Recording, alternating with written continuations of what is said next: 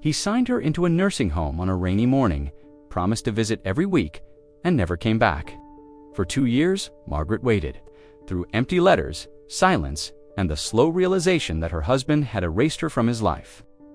But what Daniel didn't know was that she had a plan. Now, stronger than he ever imagined. She's standing at his door in the rain, ready to confront the man who abandoned her. What happens when the wife he left behind walks back into his life, uninvited and unafraid? This is the moment he never thought would come. Before we continue with this story, make sure to subscribe to the channel as we have a special story that'll be released soon. The rain came down in a fine, steady sheet, clinging to the glass walls of the nursing home lobby and blurring the shapes of the cars outside. Margaret sat in her wheelchair near the reception desk, her coat draped across her knees because Daniel hadn't bothered to hang it for her. He was still at the counter, speaking in his clipped, efficient tone to the intake coordinator, sliding one form after another across the desk without glancing in her direction. Every so often, he would take his pen from the breast pocket of his tailored jacket and sign his name with that practiced flourish he'd always been proud of. It was the same signature that had been on their mortgage papers, their joint account, forms the anniversary cards he'd once written with care. Today, it was the signature that sealed her into this place. She could hear the low hum of the front doors as they opened and closed for other visitors. The sound of footsteps on the polished tile. The lobby smelled faintly of antiseptic and wet umbrellas. Margaret shifted her weight, feeling the ache in her hip flare up, and tried to adjust herself in the chair. A younger nurse with a kind smile noticed and came to help, but Margaret shook her head. She didn't want help from anyone right now, not when the man who had promised to fight for her, to be by her side through anything, was preparing to walk away. When Daniel finally turned toward her, it was with that polite, distant smile he had started wearing after her stroke, the one that didn't reach his eyes. "They'll take good care of you here," he said, as though he were leaving her. At a hotel, instead of the place where she was now expected to live, his voice was calm, smooth, the same tone he used in business meetings when telling a client what they wanted to hear. The words fell between them like something rehearsed. She stared at him, waiting for more, for some sign of hesitation or even guilt. None came. She could see his reflection in the rain-streaked glass behind him, tall, confident, still handsome in that way people noticed, and she realized with a dull pang that he had already stepped out of this marriage in every way. That mattered. Her hand twitched on the armrest, wanting to reach for him, but she stopped herself. She didn't want to beg. She had never begged for anything from him before, and she wouldn't start now. Instead, she asked the only question that came to her. "When will you be back?" His smile didn't change. "Soon," he said, and the words sounded like a closing door. That was it. No "I love you," no promise to call, no squeeze of her hand. He adjusted the collar of his coat, nodded once, and turned toward the glass doors. The automatic sensors opened for him, letting in a gust of damp air that made Margaret shiver. She watched his back as he walked out, the dark wool of his overcoat blending into the gray of the morning. The last thing he had said, "They'll take good care of you," he echoed in her head, each repetition colder than the one before. It wasn't a promise, it was a dismissal. Outside, the rain caught on his hair and shoulders, but he didn't hurry.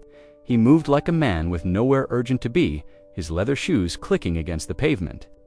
A black sedan pulled up to the curb, and he stepped inside without glancing back. The door shut, the engine started, and a moment later, the car was gone, swallowed by the wet street and the blur of passing traffic.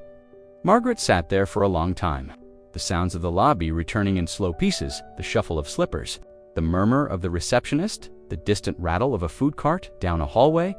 A nurse came to wheel her to her room, speaking in the gentle, practiced voice of someone used to easing new arrivals into the routine. Margaret nodded along, but her thoughts were still outside, following the black sedan until it was nothing but a memory. As the elevator doors closed, she caught a glimpse of herself in the mirrored wall, her hair pulled back too tightly, her face pale against the beige scarf she'd worn for warmth. She looked older than she remembered, smaller somehow, as if part of her had been left on the curb with the rain. 2 floors up, the elevator opened to a corridor lined with identical doors.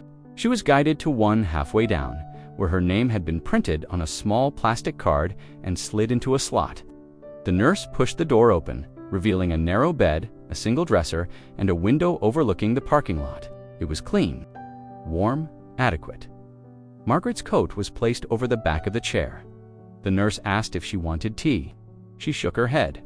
All she wanted was to sit by that window, even if it only looked out over cars and puddles, because it was the last direction she'd seen him go. The rain kept falling. The door shut with a soft click behind the nurse, leaving Margaret alone in a silence that felt heavier than the rain outside. The room smelled faintly of bleach, the kind that clings to the air long after the mop bucket has been wheeled away. The walls were painted a pale, inoffensive beige, the sort chosen because it didn't offend anyone but never comforted anyone. Either a bed sat neatly made with stiff hospital corners, its thin blanket folded perfectly at the foot. A dresser stood against the wall, empty drawers yawning open, waiting for her to fill them with pieces of a life she hadn't been allowed to bring. The single window was narrow and smudged in the corners, framing a view of the parking lot below. Cars came and went under the steady curtain of rain, wipers swiping rhythmically across windshields. A lone street lamp flickered, even though it was still morning, its light dulled by the gray sky. Somewhere beyond the lot was the street Daniel had driven away on. If she had been quick enough, maybe she could have seen the taillights fade, but she hadn't moved. Her wheelchair sat a few feet from the window. The gap between them seemed small, but every inch was a test now. Margaret placed her hands on the wheels, the rubber cool against her palms. She pushed once, felt the chair roll forward a little, then stop against the resistance of the carpet. The effort made her shoulders ache. She pushed again, slower this time, the wheels squeaking faintly in the quiet. Halfway there, she paused, catching her breath.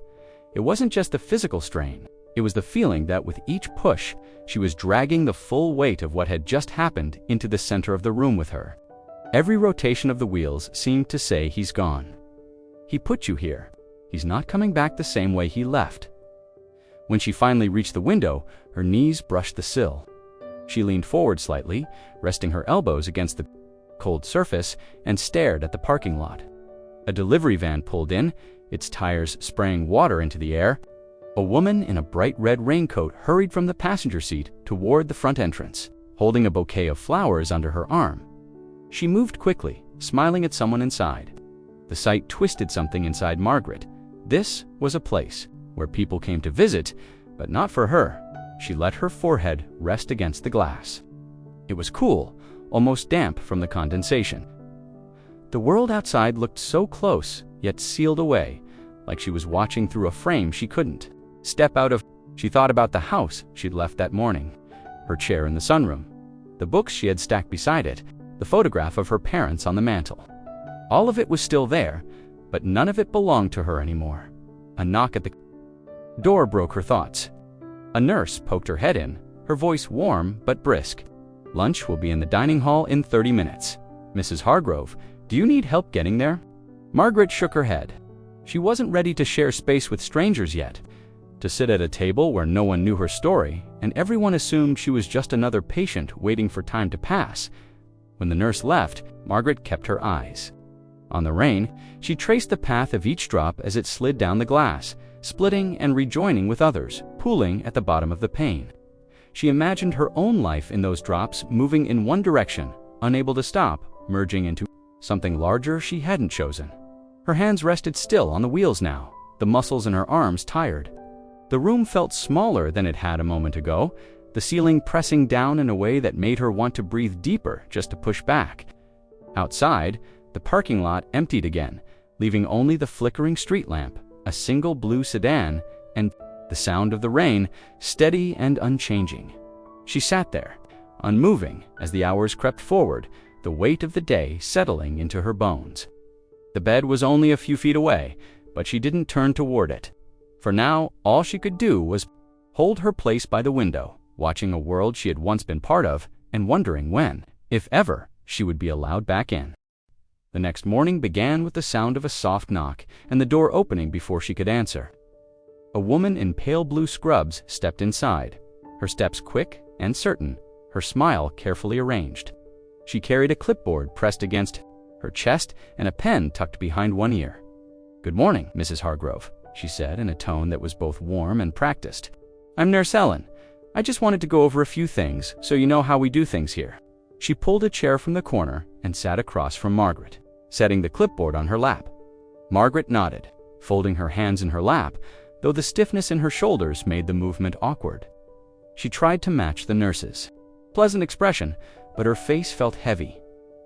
Ellen began listing the routines, her voice smooth, almost rhythmic. Breakfast at 7:30, lunch at noon, dinner at 5. Medications dispensed promptly after each meal. Lights out by 10, unless otherwise approved. Visitors allowed from 8 in the morning to 8 at night. All laundry sent out on Tuesdays and Fridays. Margaret listened, or at least appeared to. The words landed in her mind without sinking in, piling up like neatly stacked boxes that didn't belong to her. She could nod, say yes, follow the schedule, but none of it would feel like hers. Ellen's pen moved quickly across the form, checking boxes as she spoke.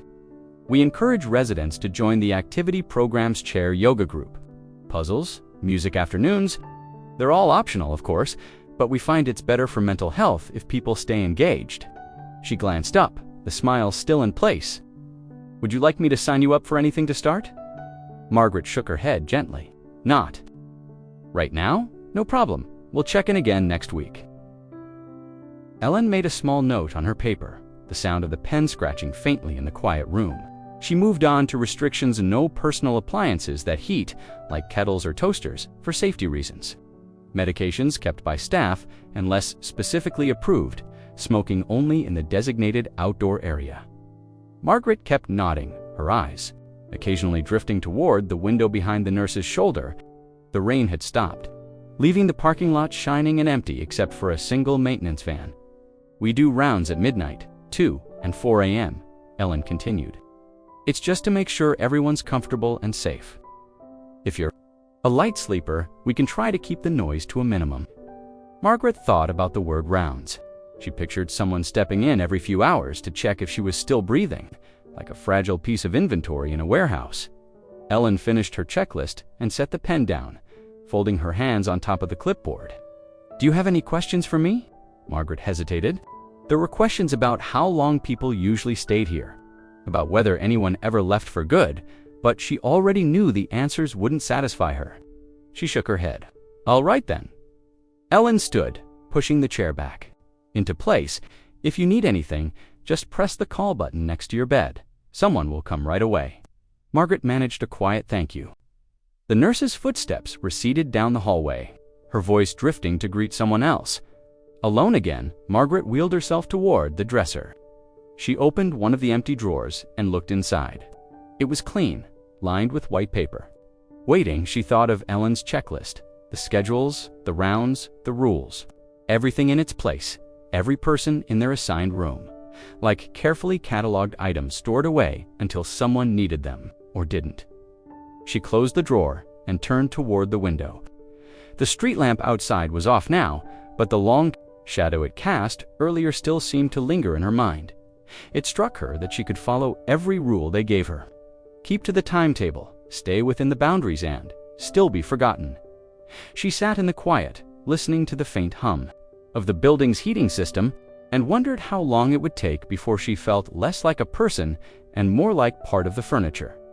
The first week, she kept her hair brushed and her sweater neat every morning, just in case he came early.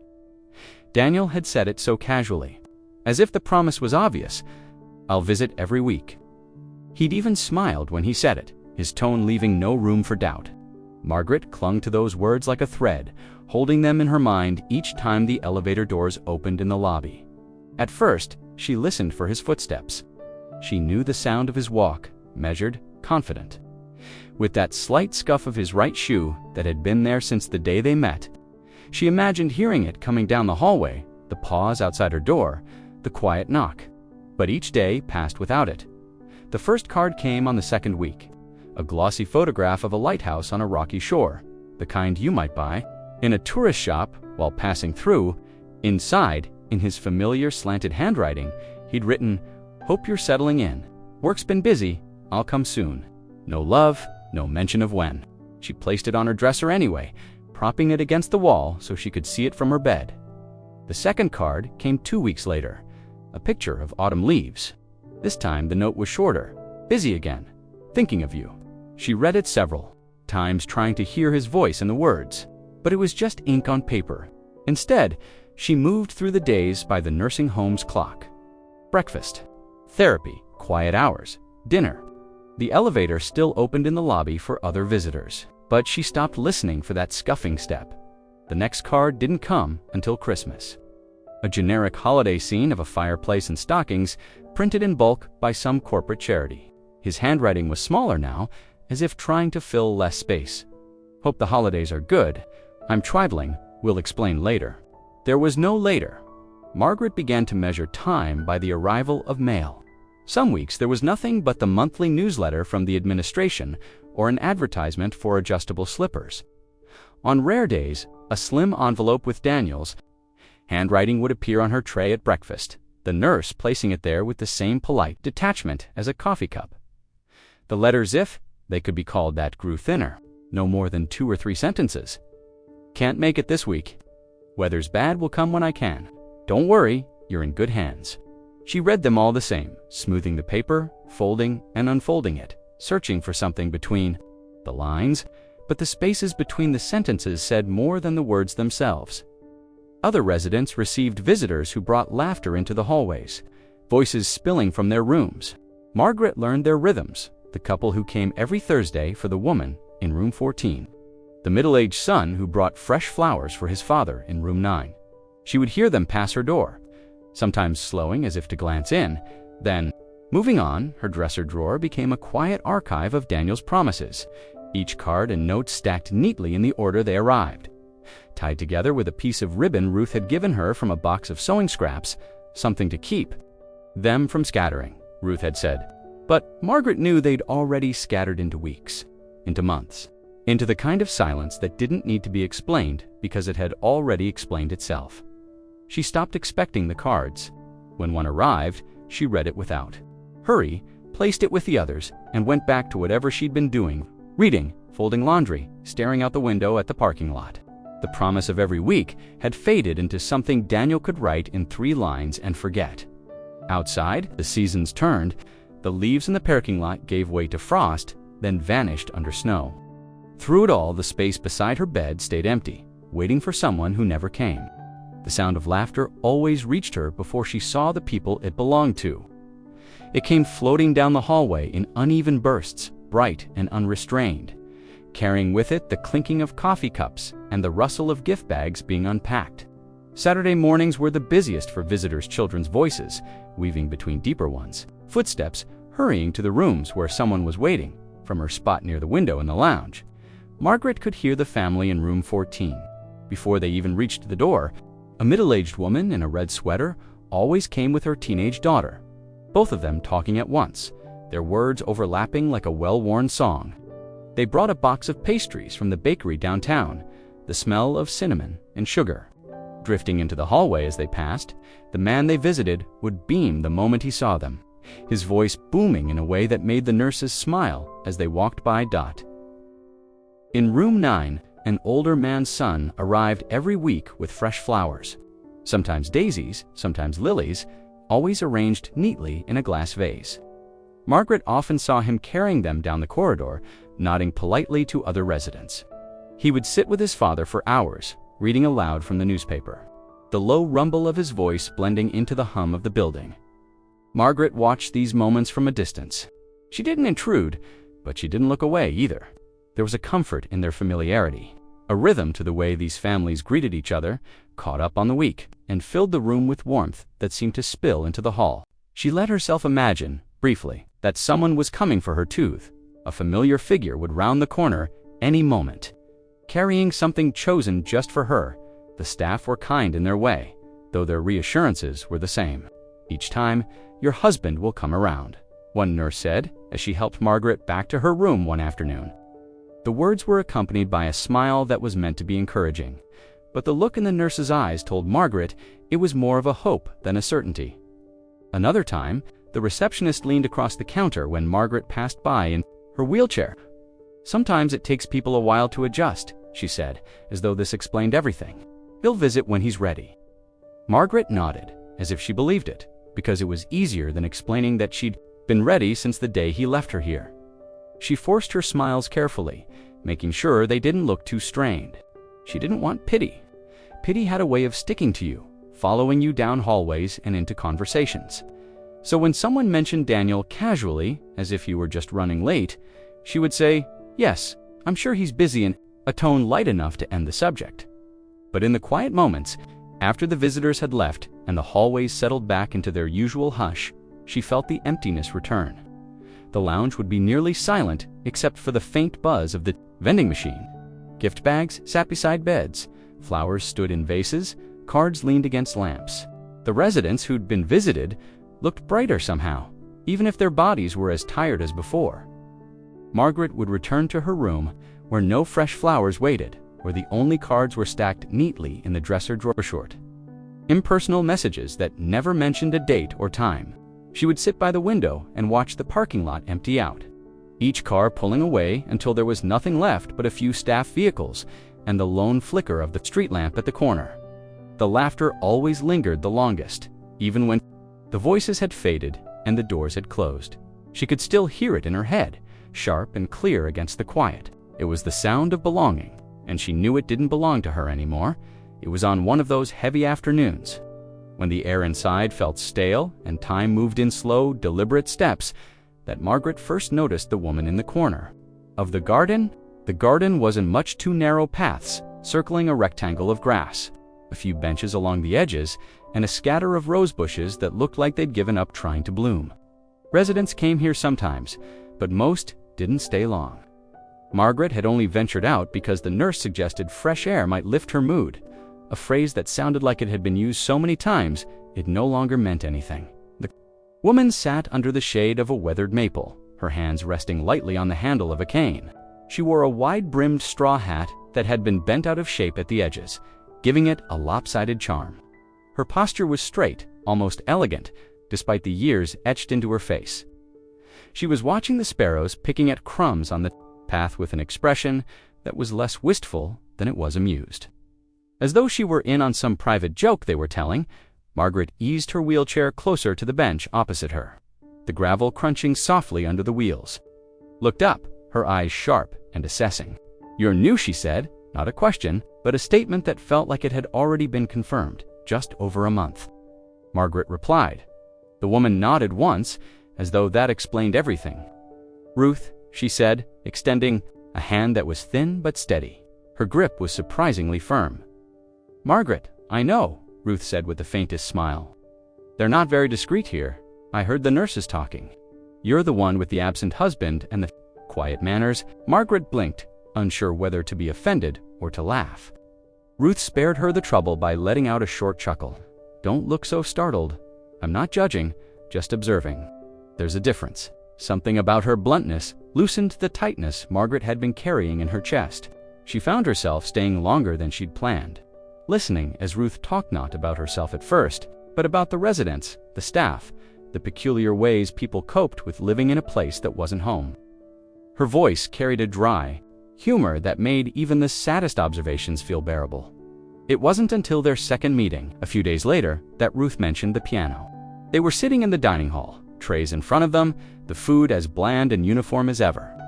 "I used to be a pianist," Ruth said, stabbing a fork into a piece of steamed carrot. "Concerts, recitals, the whole thing. Now my fingers cramp if I hold a pen too long, but in my head, I can still play Rachmaninoff like I did at 25. Margaret smiled. "Do they have a piano here?" "They do," Ruth said, "but it's in the activity room, and I don't go in there. Too many cheerful people trying to make you forget where you are." They began sitting together for meals. The unspoken agreement that it was easier to share the small indignities of overcooked vegetables and lukewarm tea with someone who noticed them too. Ruth's commentary on the daily menu alone was enough to make Margaret forget. For a few minutes, the weight she carried by the third week, they started walking in the garden together, slow walks, measured by Ruth's careful steps and Margaret's gradual push along the path. Ruth would tap her cane against the ground when she wanted to pause, usually to point out something Margaret had overlooked. The first yellow leaf of the season, a spider mending its web between two bushes, a plane, carving a thin white line across the sky. Details, Ruth would say, they're the only thing they can't schedule or standardize here. The rest meal times, bedtimes, medicine times are just a way to keep us predictable. In those moments, Margaret realized that Ruth was not simply passing time, was resisting in her own quiet way, finding slivers of life that didn't fit neatly into the nursing home's routines. And without quite meaning to, Margaret began to do the same, lingering in the garden a little longer after meals, asking the staff for her tea to go so she could drink it outside, listening for Ruth's footsteps or the tap of her cane in the hall. It was the first friendship she'd made since arriving, and though neither of them said the word, they both seemed to know it mattered. The garden became their small territory, a place where the air moved freely and the conversations didn't have to be polite or short. For the first time in weeks, Margaret felt something other than the slow drift of days. She felt present, and, though she would not have admitted it yet, she was beginning to feel less alone. The mistake happened on a Tuesday morning, the kind that had already been dulled by routine. Breakfast had been the same as always: scrambled eggs that cooled too quickly, toast that left crumbs clinging to her sweater. Margaret was back in her room, the half-open blinds letting in a sliver of pale winter light, when a knock sounded on the door. It was one of the younger staff members, a woman named Carla, carrying a small stack of envelopes pressed against her chest. "Morning, Mrs. Hargrove," she said, glancing down at the labels. "Mail just came in. I think this is yours." She placed the stack on the edge of Margaret's dresser, gave a polite nod, and left without waiting for a reply. Margaret reached for them without much interest. Most of her mail these days was predictable form letters from insurance, pamphlets from charities she'd once donated to, the occasional flyer advertising mobility aids she neither needed nor wanted. But as she thumbed through the pile, she realized the top envelope wasn't addressed to her at all, nor was the second, nor the third. These were for other residents, names she recognized from doors she passed in the hallway. She kept going, separating them into two piles, one for her, one for return. That was when she saw it. A cream-colored envelope, slightly heavier than the rest, with her name written in a hand she knew as well as her own. The letters were sharp, deliberate, the ink pressed firmly into the paper. For a moment, she thought it was another nursing home card from Daniel, but the address in the upper corner stopped her cold. It wasn't the facility's address, he had written it. Twit was their old house. Her fingers hovered over it. The postmark was from months ago, dated during a time when she'd still been looking toward the door each Saturday, waiting for him to appear. She wondered how it had ended up here, in this misplaced bundle, when it had never been sent to this address in the first place. Had it been forwarded from the house, left in some forgotten drawer at the front desk? She imagined it traveling quietly, slipping between stacks of other people's letters until it found its way to her now. Out of sequence, out of time, she didn't open it right away. Instead, she placed it on her lap, tracing the edges with her thumb. The paper was smooth, uncreased, as if it had been handled carefully despite its detour. She stared at her name, the way he'd written it, no shortening. No nickname, just Margaret in full, like he had when they first met. Envelopes sat forgotten on the dresser. She should probably give them back to Carla to redistribute, but she couldn't make herself move. The weight of the unopened letter felt strange, almost dangerous, as if whatever was inside might tilt her world in one direction or another. When she finally slid a finger under the flap, she did it slowly, careful not to tear the paper. Inside was a single sheet, folded twice. She unfolded it, expecting the same clipped sentences as the cards he'd sent here. Instead, the lines ran longer, the handwriting more hurried, as though he'd been trying to get something down before changing his mind.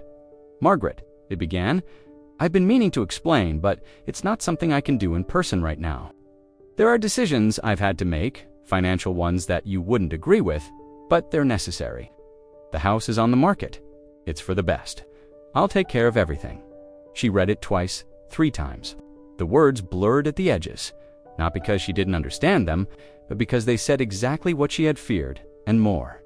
He hadn't just left her here to recover. He'd been dismantling the life they'd built while she was gone, piece by piece, without ever speaking to her. The letter ended abruptly. "When things settle, I'll visit. Until then, trust me." No signature beyond his name.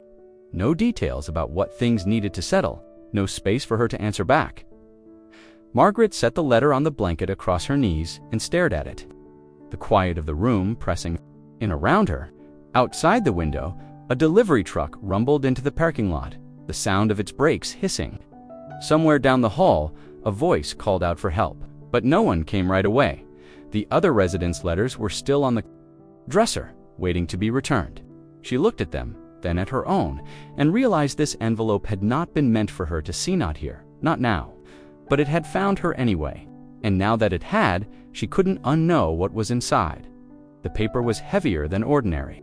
Mail, the kind used for contracts and legal notices, it was folded neatly inside the cream envelope, its edges crisp, untouched by careless handling. Margaret unfolded it, her fingers slow and deliberate, as though bracing herself for what she might find. Across the top was the name of a real estate firm she didn't recognize, their logo sharp in blue ink. Beneath it, a bold heading, exclusive, right to sell agreement. Her eyes moved down the page, catching phrases that pricked at her chest's subject property. List price, closing terms. She didn't need to read every line to understand. This was the house. Their house, the address, leaped from the page, perfectly familiar yet foreign now. She could see it in her mind as clearly as if she'd just driven past it. The brick steps Daniel had always insisted on scrubbing clean before guests arrived, the maple tree whose roots had started to lift the walkway, the kitchen window she had once opened on warm spring mornings to let in the smell of lilacs.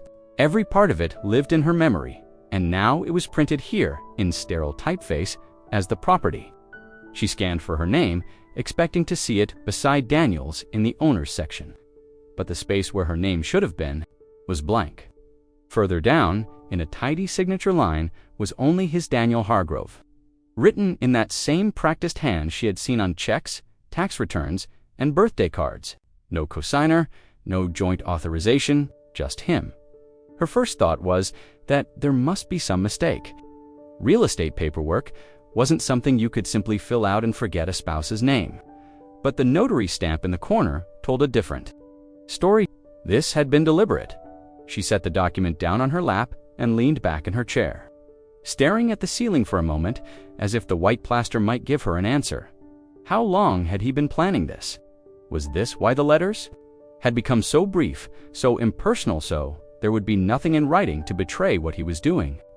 The questions began stacking up, each one heavier than the last. How had he managed to sign without her consent? Had he claimed she was incapable, that her medical condition made her unable to handle affairs? Had he stood in some office, pen in hand, telling strangers that his wife wouldn't mind, that this was all for the best? Her mind flicked back to the day he left her here.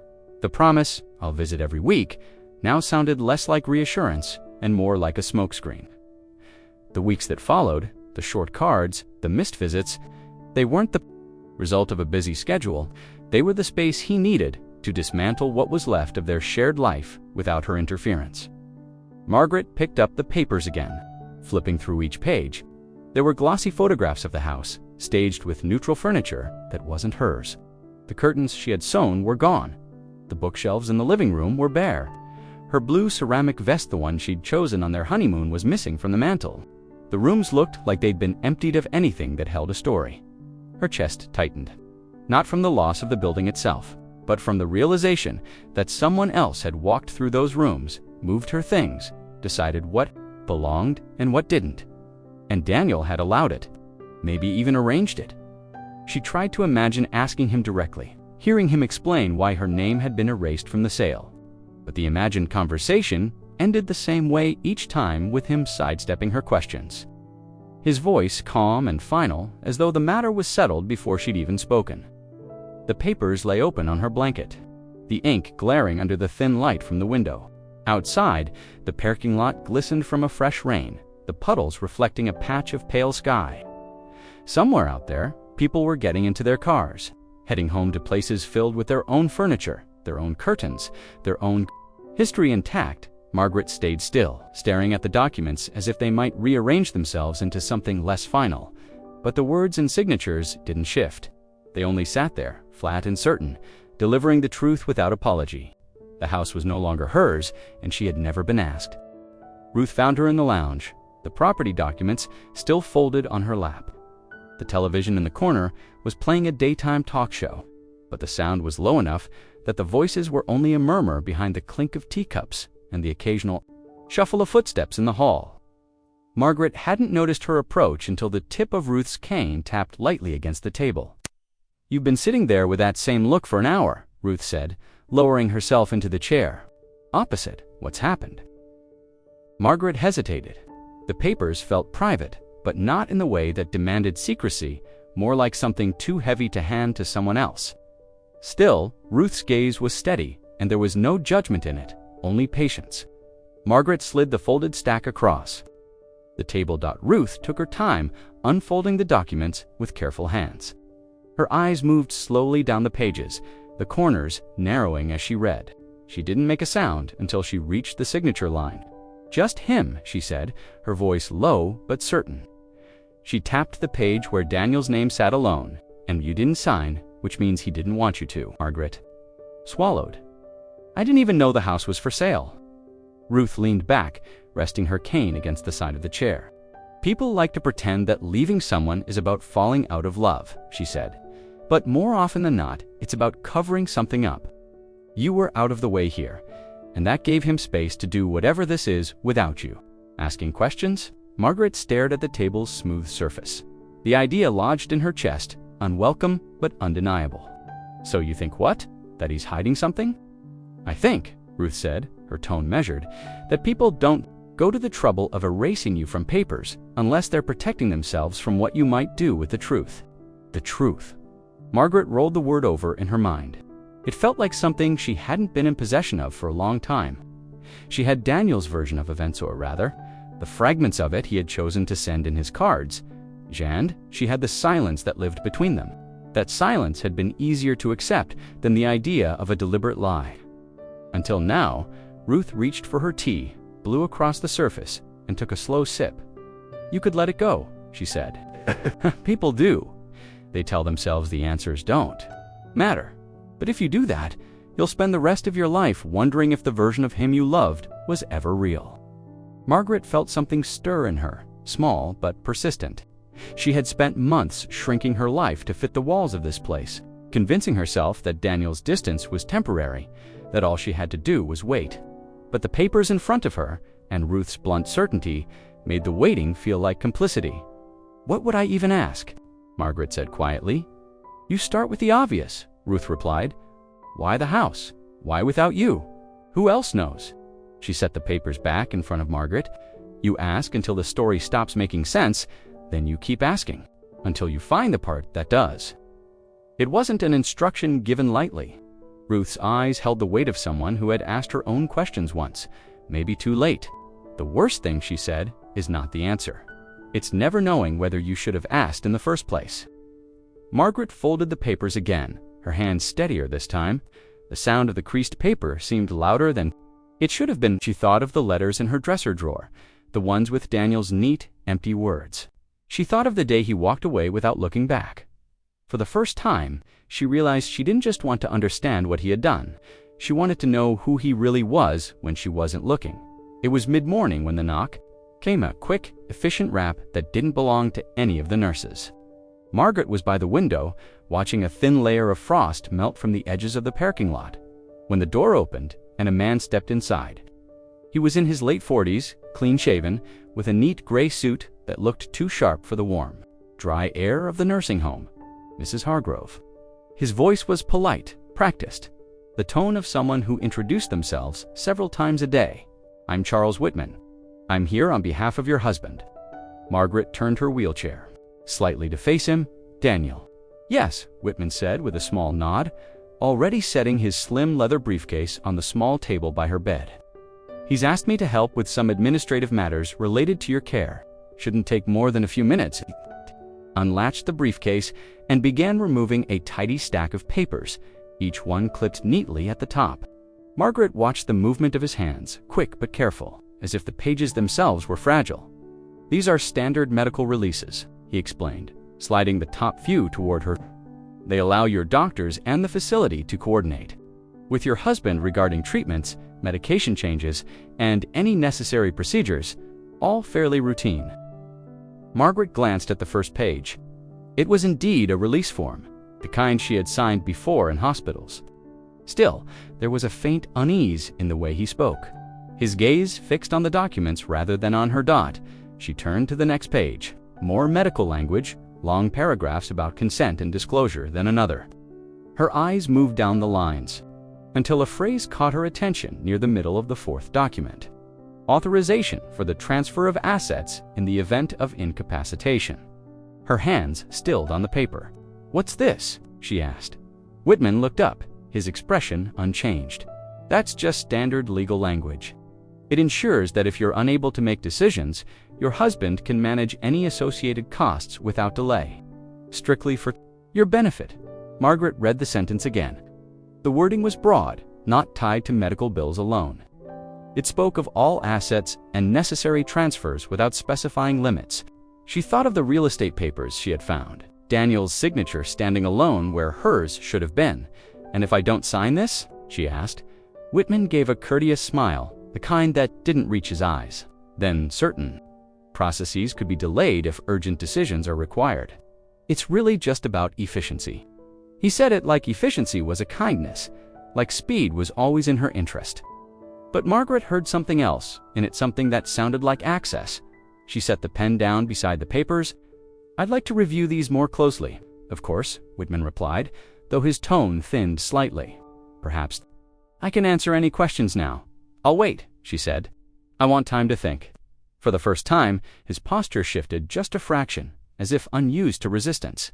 "Mrs. Hargrove, I assure you," I said, "I'll wait." There was a pause, then the faintest incline of his head. "Very well." He gathered the unsigned papers, sliding them back into a separate folder, and placed it neatly on the table. "I'll let your husband know you'd like more time." Margaret nodded, but said nothing else.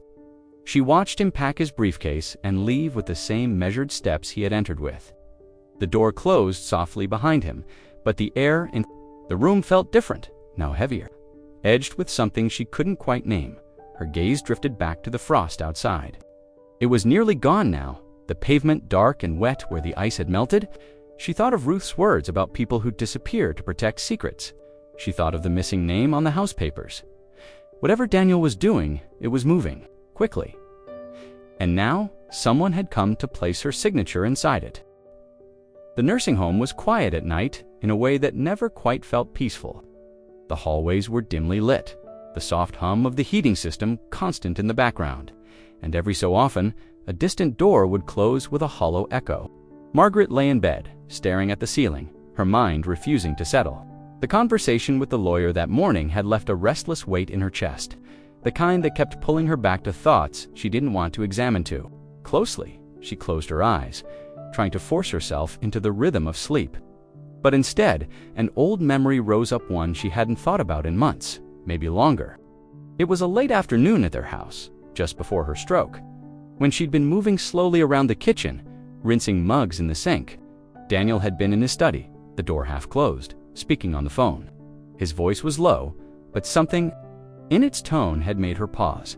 She remembered catching fragments through the gap in the door as she passed by.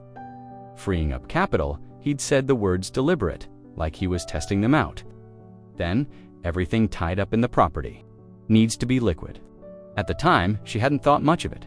Daniel was always moving money around investments, renovations, the occasional risky venture he insisted would pay off. He had a habit of speaking in that clipped, businesslike way when dealing with money. Still, there had been something in his voice, that day, a tightness that made her linger just outside the door, the handle cold under her hand. Once it's cleared, he had continued, we can move forward without obstacles. No split approvals, no delays. No split approvals. She hadn't understood the meaning then, but now, lying in the narrow bed of her nursing home room, the words clicked into place with unsettling precision. No split approvals meant no her. It meant decisions without her consent. It meant control. She had coughed loudly in the hallway that day, pretending she was passing by on the way to the laundry room. And Daniel's voice had shifted immediately, lifting into something lighter. By the time she stepped into view, he'd already ended the call. Now, the memory unfolded in full. every detail sharper than it had been when it happened. The way he'd stood by the desk, one hand resting on a file folder as he greeted her with a practiced smile. The quick change of subject, something about dinner plans, and how easily she'd let it go, telling herself it was just business. Nothing to do with her shied, pulling the thin blanket up to her chin. The image of the property documents she'd found replayed in her mind, the blank space where her name should have been, the smooth arc of his signature standing alone. She thought about the lawyer's visit, the transfer of assets clause, the careful way he'd presented it as a formality. It wasn't just the house. That much she was certain of now. If Daniel had been talking about freeing up capital before her stroke, he'd been planning this for a while. Her illness had simply given him an opening, a way to move forward without her standing in the way, without her asking the wrong questions. She stared at the shadowed outline of the dresser across the room. Somewhere inside, in the top drawer, were all his letters.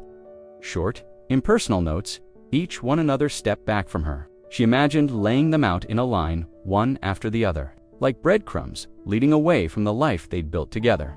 And now she wondered if they'd been less about staying in touch, and more about keeping her quiet reminders that he still existed in her life, without actually being part of it. The heating system kicked on again, a low rush of air that filled the silence. Margaret lay still, her pulse steady but sharp in her ears. The pieces were falling together now, one by one, and the picture they made was not one she wanted to see. But she knew she couldn't unsee it either. Somewhere down the hall, a clock chimed softly for midnight. She didn't close her eyes again. Instead, she lay awake, watching the slow shift of shadows across the ceiling, and thinking about all the conversations she'd never heard in full, all the decisions she'd never been part of, and how much of Daniel's plan had been unfolding while she was still under the same roof, unaware she was already being written out of it. The thought came to her suddenly, not as a plan, but as a flicker from some long-forgotten corner of her mind. She had been sitting in the garden courtyard that morning, bundled in her coat against the faint bite of early spring air, when a memory surfaced, one that didn't belong to the world Daniel had been dismantling piece by piece. It was of a time, years ago, before their marriage had been shadowed by unspoken resentments and quiet withdrawals. She'd been working part-time then, handling bookkeeping for a small community center. The pay had been modest, but she'd opened an account at a local bank to deposit those checks. It wasn't a secret at first. It simply hadn't come up in conversation with Daniel. And as their life together grew, shared accounts, mortgages, investments, she had quietly left that little account untouched, a place where the money felt like hers, not theirs. Over the years, she had told herself she'd close it. Sometimes, she even intended to, but the bank statements came only twice a year, and the balance was never large enough to draw attention. She'd keep meaning to mention it, then deciding there was no point. The account had become something private, without her ever deciding it should be. Now the memory of it sat heavy in her chest. It wasn't much, but it was untouched by Daniel's reach. If it still existed, that afternoon, when the lounge was empty and the staff busy with medication rounds, she wheeled herself toward the small alcove by the nurse's station, where the facility kept a public phone for residents. It was old and heavy, the kind with a cord that curled into tight spirals, but it worked. She lifted the receiver and dialed the bank's main number from memory. Surprised at how easily the digits came back to her fingers, a woman's voice answered, polite but brisk. "Community First Savings. How can I help you today?" Margaret gave her name, the branch where she'd opened the account, the year over 20 years ago now. There was a pause while the woman typed, the faint click of keys echoing in Margaret's ear. "Yes, Mrs. Hargrove," the voice said at last. "We do have an account under your name. It's currently active." Margaret's breath caught. She gripped the receiver tighter. "Could you tell me the balance?" The woman read the figure. Aloud, it wasn't a fortune, but it was more than she expected. Years of interest and the modest deposits she'd made back when the account still felt like a small safety net. Enough for something. Enough to remind her that she wasn't entirely without resources. "Would you like me to send an updated statement to your address on file?" the woman asked. Margaret hesitated. The address they had was almost certainly the old house, Daniel's house now. If the documents were to be believed, "No," she said quickly. "No mail. Could you hold off on any correspondence for now?" "Of course," the woman replied. You can also set a password on the account for verification if you'd like added security. Margaret did, choosing a word from her childhood that no one but she would think to use. When the call ended, she placed the receiver back into its cradled slowly, her fingers lingering on the cool plastic. She sat there for a moment, the hum of the hallway around her, letting the knowledge settle in. Daniel didn't know about this account. It was hers, untouched by the transfers, the signatures, the decisions made in her absence. In a life where nearly every piece of her independence had been stripped away without her consent, this was a small corner he had not reached as she wheeled herself back toward her room, the papers from the lawyer still in her drawer. She felt something she hadn't in months, a quiet steadiness. Not victory, not yet, but possibility. For the first time since Daniel left her here, she had something of her own to protect, and she intended to keep it that way. Margaret started going to the therapy room earlier than scheduled, long before the orderlies came to wheel residents down for their assigned sessions. At first, she told the staff she was just there to stretch her legs or keep Ruth company. But it didn't take long for them to realize she was staying after her sessions too. She didn't care. For the first time since arriving, she had something she could work toward that belonged entirely to her. It began with the smallest movements. Sitting in a sturdy wooden chair by the parallel bars, she would lift one foot an inch off the floor, hold it there, then set it down again. The muscles in her thigh would tremble almost immediately, the effort sharp and exhausting, but she kept count 5 repetitions, then 6, then 10. Ruth, perched nearby with her cane resting across her lap, would watch without speaking until Margaret stopped, her face damp with sweat. "That's one more than yesterday," Ruth would remark, as if each small improvement were a note worth. Recording the therapist assigned to her, a young man named Caleb seemed surprised when she began asking for extra exercises. Most residents, he explained, did only what was necessary to keep the facility's progress reports looking respectable.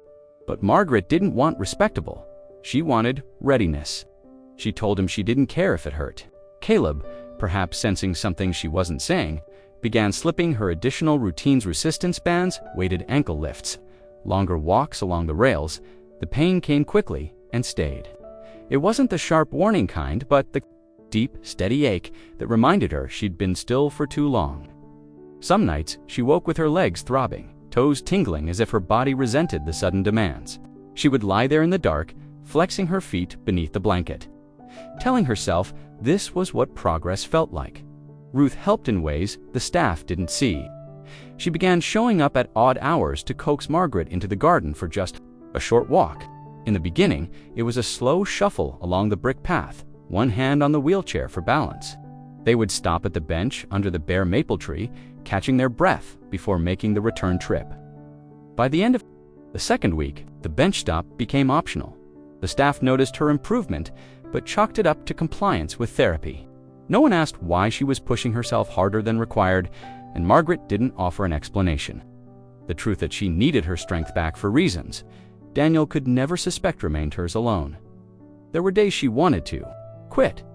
Days when her legs felt like lead before she'd even left her bed, but Ruth was relentless in her encouragement, masking it in her usual dry humor. "You think I got this far in life sitting still?" she'd say, tapping her cane for emphasis. "If you want to get anywhere, you start moving before someone decides you can't." Margaret thought about that often, how easily others decided what she could and couldn't do. Daniel had decided she belonged here, set aside in a place where progress was measured in inches, and the world beyond the gates was someone else's concern. But with every inch she reclaimed for herself, she felt the quiet pulse of defiance. By the end of the month, she could walk the length of the therapy room without holding onto the rails. It was awkward, uneven, but it was hers. Caleb marked the progress in her chart, nodding in approval, but Margaret didn't care about the paperwork. She cared about the growing certainty in her body that when the time came, she wouldn't be confined to this place because she physically couldn't leave. And each night, when she settled into bed with her legs aching from the effort, she let herself imagine it, the day she would walk out of here, not as someone waiting to be rescued, but as someone ready to act. It was just past 11 when Margaret found herself awake again, the faint blue glow from the hallway nightlight spilling through the crack under her door. Sleep had been elusive lately, her muscles still humming from the extra therapy she had pushed herself through that day. She was sitting upright, sipping from a glass of water on her bedside table, when a shadow moved past her door. Moments later, it opened halfway, and Teresa, the night shift nurse, peeked in. "You're awake," Teresa said softly, stepping inside. She was young, maybe in her early 30s, with a tired kind of alertness that came from too many nights on her feet. She set a small tray down on the dresser, a cup of tea, steam curling from its surface. "Thought you might like this. I know you've been having trouble sleeping." Margaret thanked her and took the cup, surprised by the gesture. Teresa usually moved quickly through her rounds, efficient but not chatty. Tonight, though, she lingered, glancing toward the door before pulling it nearly shut. She perched on the edge of the chair near the window, her hands folded in her lap. "You've been here a while," Teresa began, her tone casual but careful. "And I've noticed you don't get many visitors." Margaret gave a small smile. That didn't quite hold. That's one way of putting it. Teresa hesitated, then leaned forward slightly, lowering her voice. "It's not that your husband doesn't come here. He does. Just not to see you." Margaret's fingers tightened around the teacup. "What do you mean? I've been on nights for almost a year," Teresa continued. "Every so often, usually late in the evening when most residents are in bed, he shows up, always goes. Straight to the administrator's office, never comes down this hall, never asks about you." Margaret stared at her, trying to read the expression on Teresa's face. It wasn't gossip she was hearing, it was something closer to a warning. "How do you know it's him?"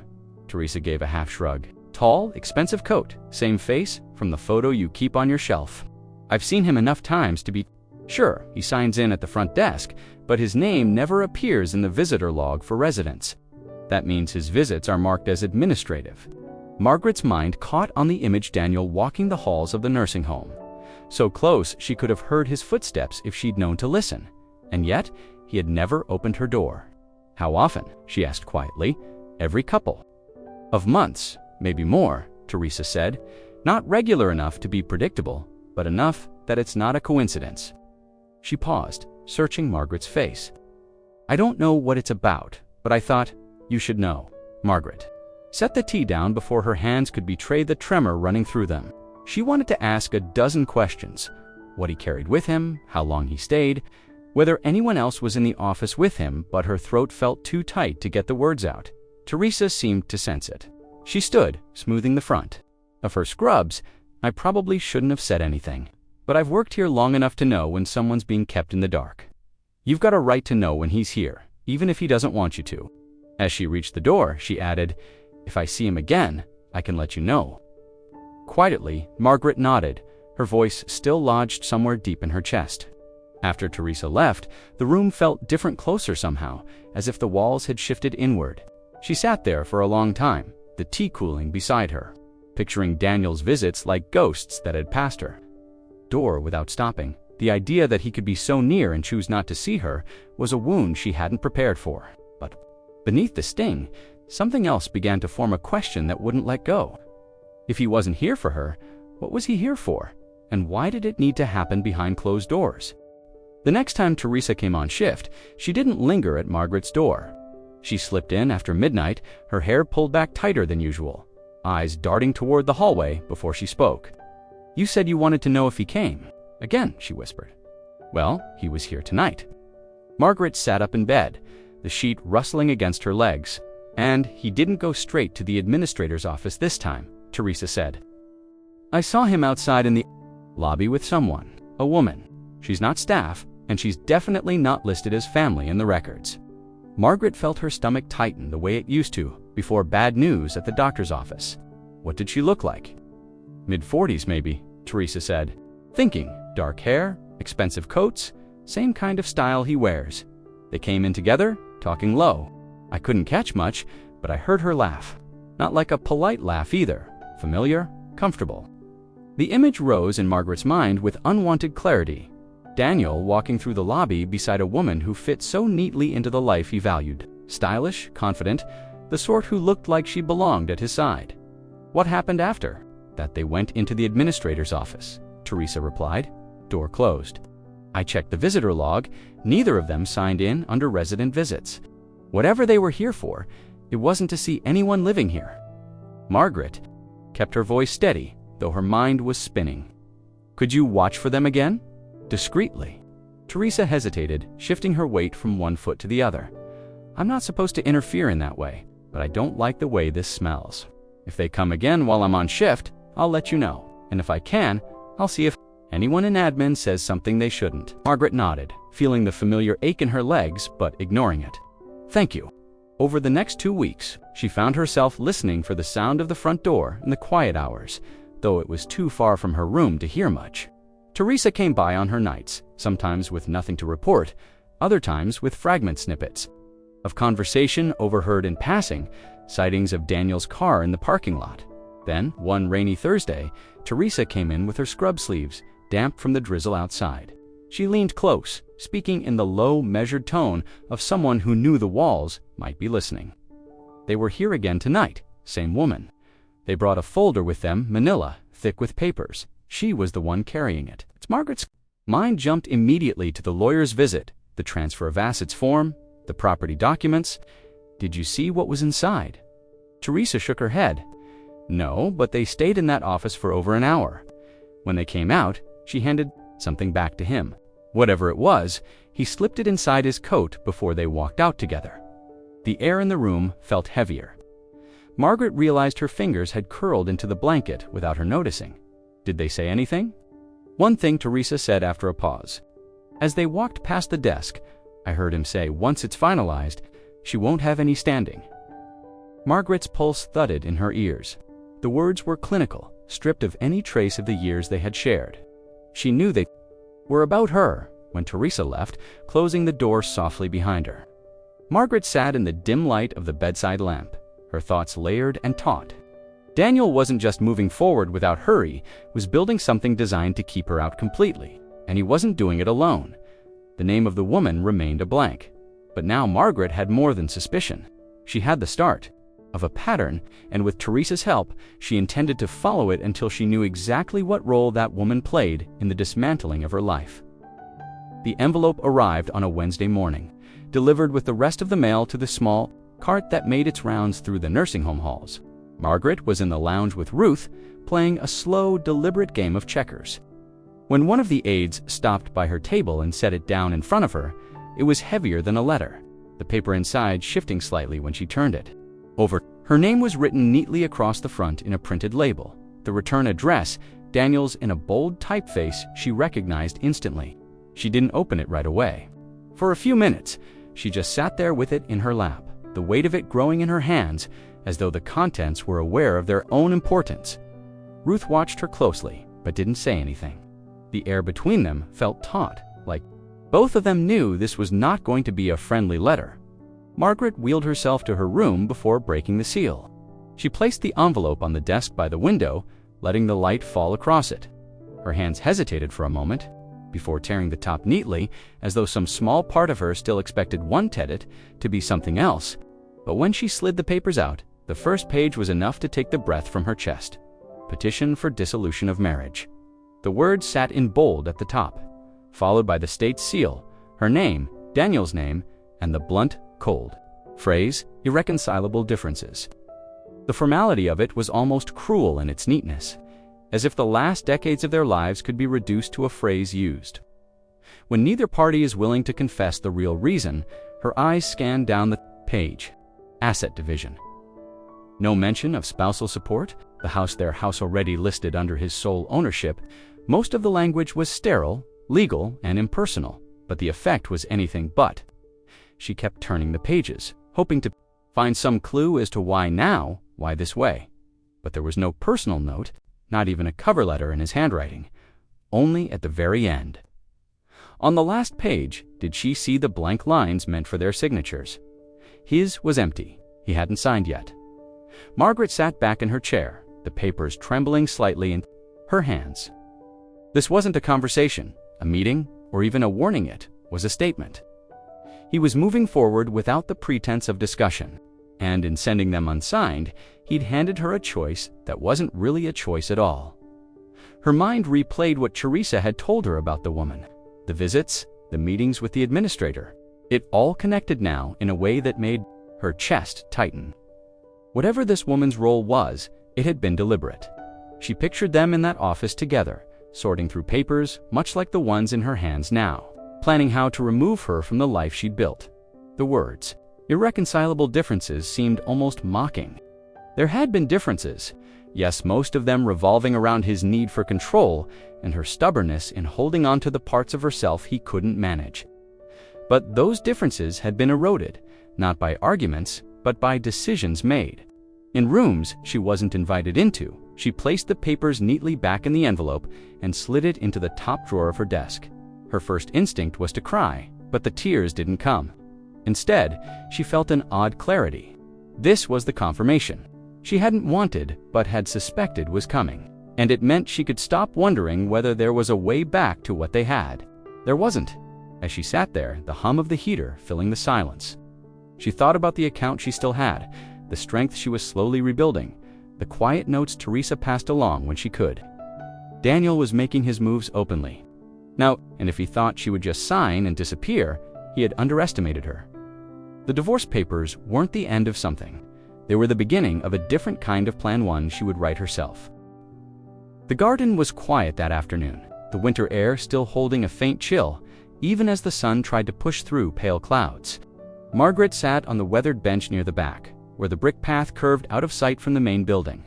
Ruth was inside resting, leaving Margaret alone with the sound of dry leaves scratching faintly against the ground.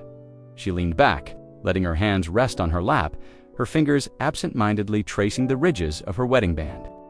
She still wore it, though its gold was dull now, the edges softened by decades of wear. It felt looser than it used to, as if time itself had made her fingers smaller, more fragile. The words came to her unbidden.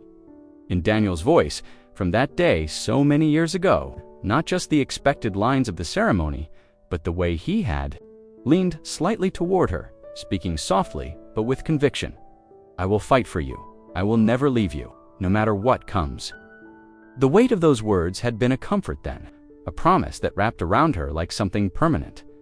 It was strange how clearly she could remember the light on his face in that moment. They'd married outdoors in early autumn, the leaves just starting to change. He'd been smiling, his hand warm around hers. There had been no trace then of the man who would one day leave her in a place like this. Without looking back, she wondered if he remembered saying it, or if, like so many other pieces of their life, it had been quietly filed away in a part of his mind he no longer visited. Margaret thought about the times he had seemed to keep that promise when she'd had pneumonia early in their marriage, and he'd stayed by her hospital bed every night. When the small business they'd invested in together nearly failed and he'd worked himself raw to keep it alive. There had been moments when she believed he meant every word he'd spoken, but promises had a way of fading when tested by years. Somewhere between the long nights and the quiet arguments, between her slow recovery from the stroke and his growing distance, the promise had broken, not suddenly, but in pieces, like a rope fraying strand by strand. Now, sitting in the garden with the cold seeping into her legs, she realized it wasn't just that he had left her. It was the way he had done it, without explanation, without a fight, without even the courtesy of facing her directly when he decided she no longer fit into his plans. That was the part that hollowed her out. The garden gate creaked somewhere behind her, the sound of someone coming in. She didn't turn. Whoever it was, she didn't want to be pulled out of the memory yet. She closed her eyes instead, hearing the echo of his voice in her mind again, the certainty with which he'd said never leave. She opened her eyes slowly, focusing on the bare branches above her.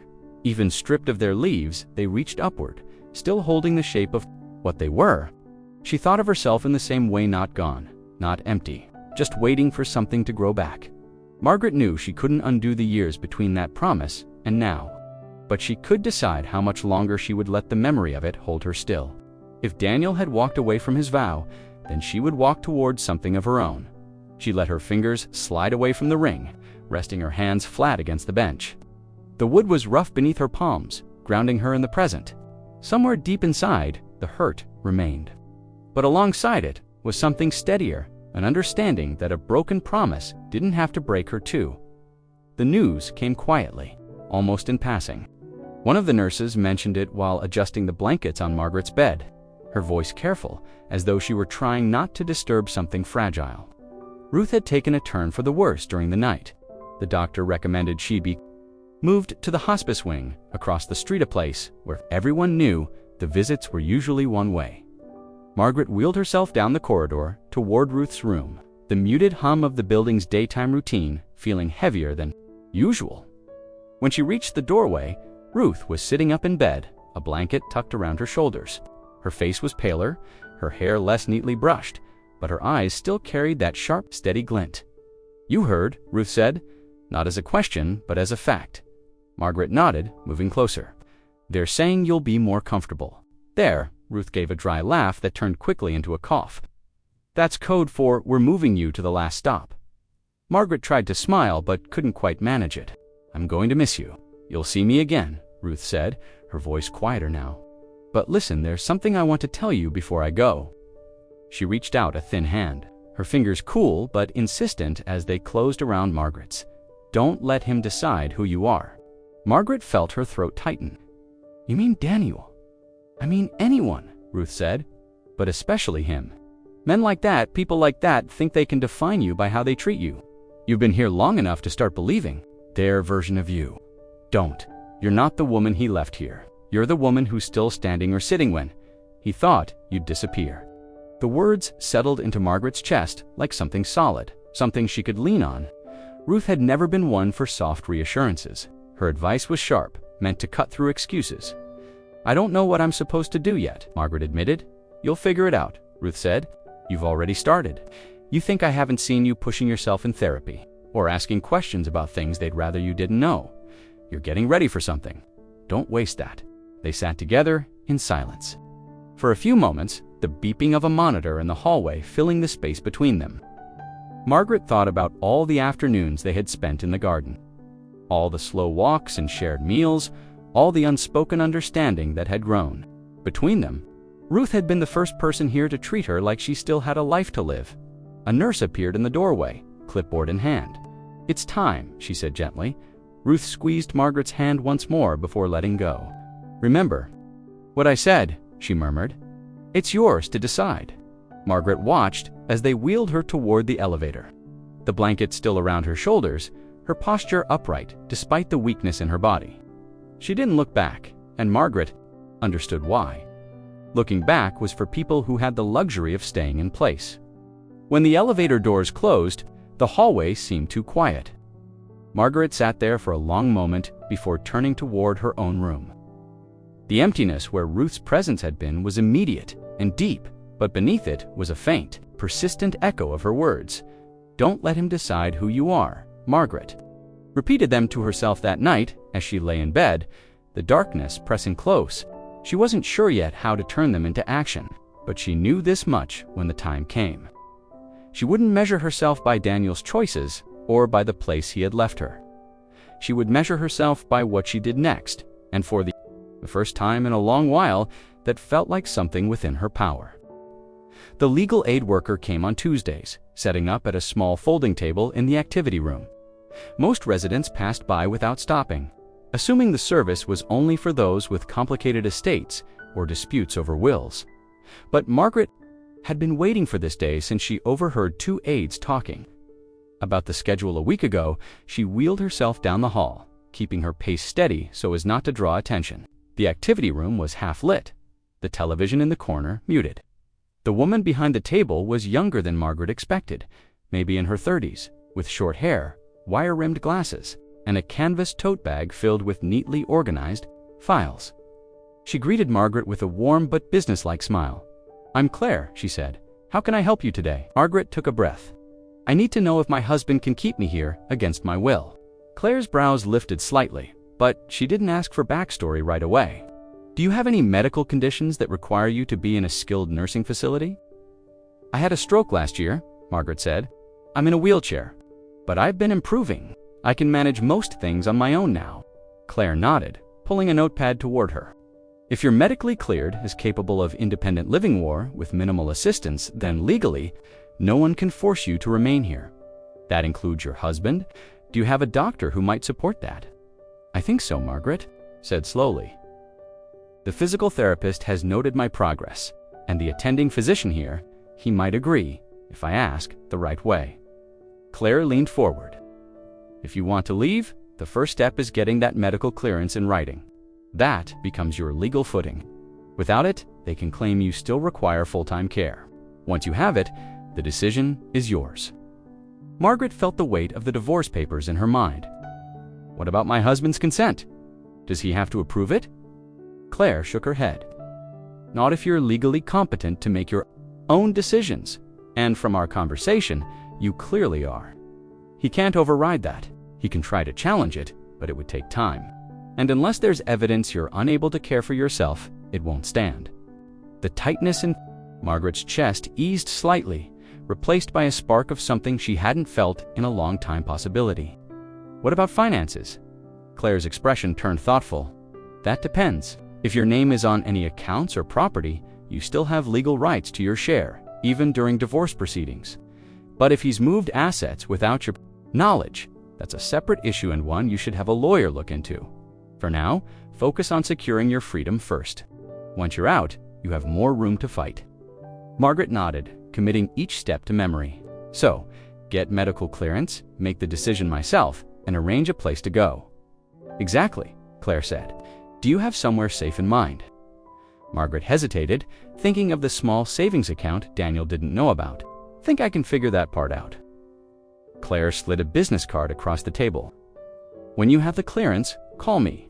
I can walk you through the rest, including notifying the facility and making sure they release you without delay. Margaret took the card and slipped it into her sweater pocket, her fingers curling around the edge like it was a key. For the first time since Daniel had walked out of the nursing home lobby without looking back. She felt the ground shift under her, not from instability, but from the possibility of movement. She left the activity room without looking around, keeping her head down until she was back in her own space. The card stayed in her pocket all afternoon, the paper warming against her side as if it were alive that night. In the quiet, she pulled it out again and set it on the table beside her bed. The plan was no longer just an idea, a path and a name to call when the first piece fell into place. All she had to do now was make her body ready for the day. She decided to roll herself out the door and not look back. The therapy room was at the far end of the East Wing, a space most residents only visited when ordered to by their care plans. For Margaret, it had become something else, entirely a quiet, almost hidden place where she could test the limits of her body without an audience. The physical therapist, a compact, steady man named Luis, had been working with her since the day she arrived, but in recent weeks, their sessions had taken on a different rhythm, one that existed just beneath the notice of the staff. Luis closed the door behind them that morning, glancing once toward the hall to be sure no one was watching. "Ready?" he asked, his voice low, not conspiratorial but careful. Margaret nodded, her hands resting on the sides of her wheelchair. She had been building toward this for weeks-longer sessions, extra stretches in her room when no one was around, small adjustments to her diet to keep her strength up. She had learned to hide her progress in plain sight, letting herself look tired in the common areas so the aides wouldn't report improvement too quickly. Luis positioned her at the parallel bars, his hands hovering near her elbows but not touching. "Same as before," he said, "one step at a time. You tell me if you feel anything." "Give?" The first step was the hardest, the muscles in her left leg tightening as if resisting the command. She shifted her weight, feeling for balance before. Moving the other foot forward, her breath came shallow, her grip firm on the cool metal bars. Then another dot by the third. She could feel her heart racing, not just from exertion, but from the knowledge that this was proof. Every inch forward was a piece of evidence she could present when the time came to be cleared. Luis counted softly, under his breath, not pushing her pace. "Good, good, keep it steady." When she reached the end of the bars, he nodded toward the open space beyond. "Let's see what happens without them." Margaret hesitated. Without the bars, there was no safety net. But the thought of Daniel's signature on those divorce papers, the image of him walking beside that woman, flared in her mind. She stepped forward, her hands free, her balance uncertain but real. The first few steps were slow, uneven. Her right leg carried more of the load, her left dragging slightly before she corrected it. but she was truly moving across the floor. Luis shadowed her closely, his hands ready to catch her if she faltered. By the time she reached the far wall, her legs were trembling, but her grip on herself was steady. She turned, meeting his eyes. "That's enough for today," he said gently. Margaret shook her head once more. They repeated it twice, each time a little smoother, the distance feeling less like a test and more like a path she could walk when she needed to. Luis didn't smile much, but she caught the flicker of approval. In his eyes, "You're close," he said. "2, maybe 3 more weeks like this, and I'll put it in writing. But you need to be smart. Don't let them see too much too soon, or they'll start asking why." Margaret knew what he meant. If word got around that she was nearly mobile, on her own, Daniel could try to intervene before she was ready. For now, her progress would stay between her, Luis, and the quiet, empty room at the end of the hall. When the session ended, she returned to her wheelchair, her legs aching in a way that felt almost satisfying. Back in her room, she sat for a long while by the window, watching the parking lot beyond the glass. The cars came and went, each one a reminder of the outside world waiting. Her body was tired, but the knowledge was stronger than the fatigue. She could do it. The day was coming when she wouldn't need to roll to the door. She would walk through it, and when she did, no one, not the staff, not the administrator, not Daniel, would be able to stop her. The call came in the morning. After breakfast trays had been cleared and the halls had settled into their usual weekday quiet, Margaret was in her room, the discharge papers already in a neat stack on her desk, when the administrator knocked and stepped inside with a polite but tight expression. She carried a cordless phone in one hand, the corded kind long gone from most rooms now. But the conversation on the other end was old-fashioned in its bluntness. "It's your husband," the administrator said, holding the phone out. "We called to arrange your pickup." Margaret took the receiver without a word. She could hear the faint rustle of paper on the other end before Daniel spoke. "I can't come," he said, his tone clipped, as though this were a minor inconvenience, like rescheduling a lunch. "I'm busy this week. You'll need to make other arrangements." Margaret let the silence stretch for a moment. "You know, I'm leaving today." "Yes," he replied. "I got the notice. Congratulations, I suppose." There was no warmth in it tonally, the faint irritation of someone whose plans had been disturbed. "And I don't need your car, either." Daniel gave a short, humorless laugh. "Then I guess we're done here." The line clicked dead before she could respond. Margaret handed the phone back to the administrator, who shifted awkwardly. "We can have our transport van take you," she offered, the tone hovering between formality and discomfort. "That won't be necessary," Margaret said. "I've arranged my own." The administrator blinked, but didn't ask how. She simply nodded and left the room, leaving Margaret alone with the papers.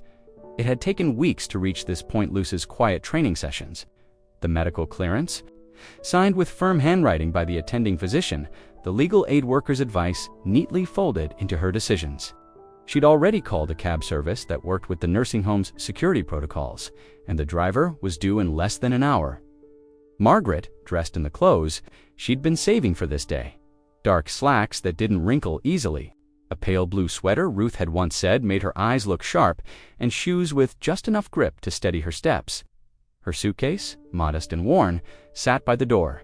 Inside it were only the essentials clothes, the bank book from her hidden account, the business card from Claire, and a small framed photograph of her parents that had been on her bedside table since the first week she'd arrived. When the call came over the intercom that her ride was waiting, she wheeled herself to the lobby. The receptionist glanced up, surprise flickering when she saw Margaret in street clothes instead of the loose sweater and slippers most residents wore. "You're signing yourself out?" the woman asked, reaching for the form. "Yes," Margaret said simply. She wrote her name in the space provided, the pen steady in her hand. No power of attorney, no guardian signature, just hers. The security guard by the door held it open as she stepped out, her wheelchair folded and carried by the cab driver to the trunk. The air outside was cool, the faint scent of rain in it. She took one last look at the building, not as a home, but as a place she had survived. As the cab pulled away, Margaret sat upright, the small suitcase at her side. No one had come to see her off. No one waved from the doorway. But she didn't feel abandoned this time. She felt unbound. The streets beyond the nursing home blurred past, each turn carrying her farther from the months of waiting, of watching for letters that never came, of listening to the laughter of families that weren't hers. By the time the cab merged onto the main road, she knew this much: whatever waited ahead, it would be hers to choose. And for the first time in 2 years, the road felt like it belonged to her. The apartment was smaller than she'd imagined when she signed the lease, but standing inside it for the first time, Margaret felt a strange mix of safety and exposure. It was on the second floor of a narrow brick building, the kind with creaking staircases and a hallway that smelled faintly of old varnish. The landlord, a soft-spoken man in his 60s, had handed her the keys with barely a glance at her wheelchair, though she'd told him she was working on walking more each day. She had paid the first month's rent and deposit in cash, the bills crisp from her small savings account. It had been enough for now, though she knew she would have to be careful. Every dollar had to count. Still, as she shut the apartment door behind her and turned the lock, there was a sense of finality that reached deeper than any worry about money. She was here, not in the nursing home, not under Daniel's legal shadow. Here, the place was sparsely furnished, just the essentials: a narrow bed against one wall, a small table with 2 mismatched chairs, a battered armchair near the window that looked down onto the street. The kitchen was no bigger than the bathroom she'd had at the house, but the cupboards were hers to fill as she pleased. No meal schedules, no staff portioning out tea into foam cups. She could eat toast at midnight if she wanted. She could drink coffee as strong as she liked without anyone warning her about her blood pressure. Still, when the cab driver had driven away that afternoon and the sound of his engine faded, the quiet had been almost too sharp. She'd set her suitcase by the bed and stood in the center of the room listening to it. It wasn't the institutional silence of the nursing home, the kind punctuated by distant televisions and hallway chatter. This was different. It was her own, quiet, thick, and uninterrupted. She spent the first hour unpacking, folding her clothes into the narrow dresser and setting the photograph of her parents on the table by the bed. Her few books went on the windowsill, stacked neatly. The business card from Claire, the legal aid worker, stayed tucked in her wallet where she could find it if she needed it. As the light outside shifted to dusk, the street lamps flickered on, throwing pale gold shapes onto the walls. She made herself tea, the kind Ruth had once insisted was good for calming nerves. The steam curled up into the air, and she held the cup close to her face, letting the warmth sink into her hands. Fear came later, creeping in as she sat on the bed with her suitcase now empty, and no one to tell her what tomorrow would look like. In the nursing home, every day had been planned for her meals, therapy, medications, even bedtimes. Here, there was no one to knock on her door in the morning, no one to check if she'd eaten. She could fail in complete privacy now, and no one would notice. She lay down the mattress softer than the one she'd grown used to, and stared at the ceiling. The hum of a refrigerator somewhere down the hall, the distant thud of someone closing a door, the muffled rumble of traffic. These were the sounds of other people living, their own lives close enough to touch, but still apart. The fear sat beside her like an unwelcome guest, but so did something else, something almost lighter. She realized she could choose not to let it grow. She could wake up tomorrow and walk, even if only across the room. She could make a list of what she needed and decide how to get it. She could plan her days around her own decisions, not someone else's schedule. By the time she switched off the lamp, the room had settled into its own rhythm. The shadows moved differently here. The air smelled faintly of the rain that had begun outside, and her bed was warm in a way that didn't feel temporary. Margaret closed her eyes with the quiet awareness that she was both more alone and more free than she had been in years. And though the night stretched ahead, uncertain and vast, she knew this was what beginning again felt like: half fear, half freedom, and entirely hers. It started with a question she didn't mean to ask out loud. She was sitting in the small cafe across from her apartment building, nursing a coffee she'd made last longer than it should, when she overheard 2 women at the next table talking about the new luxury condos downtown.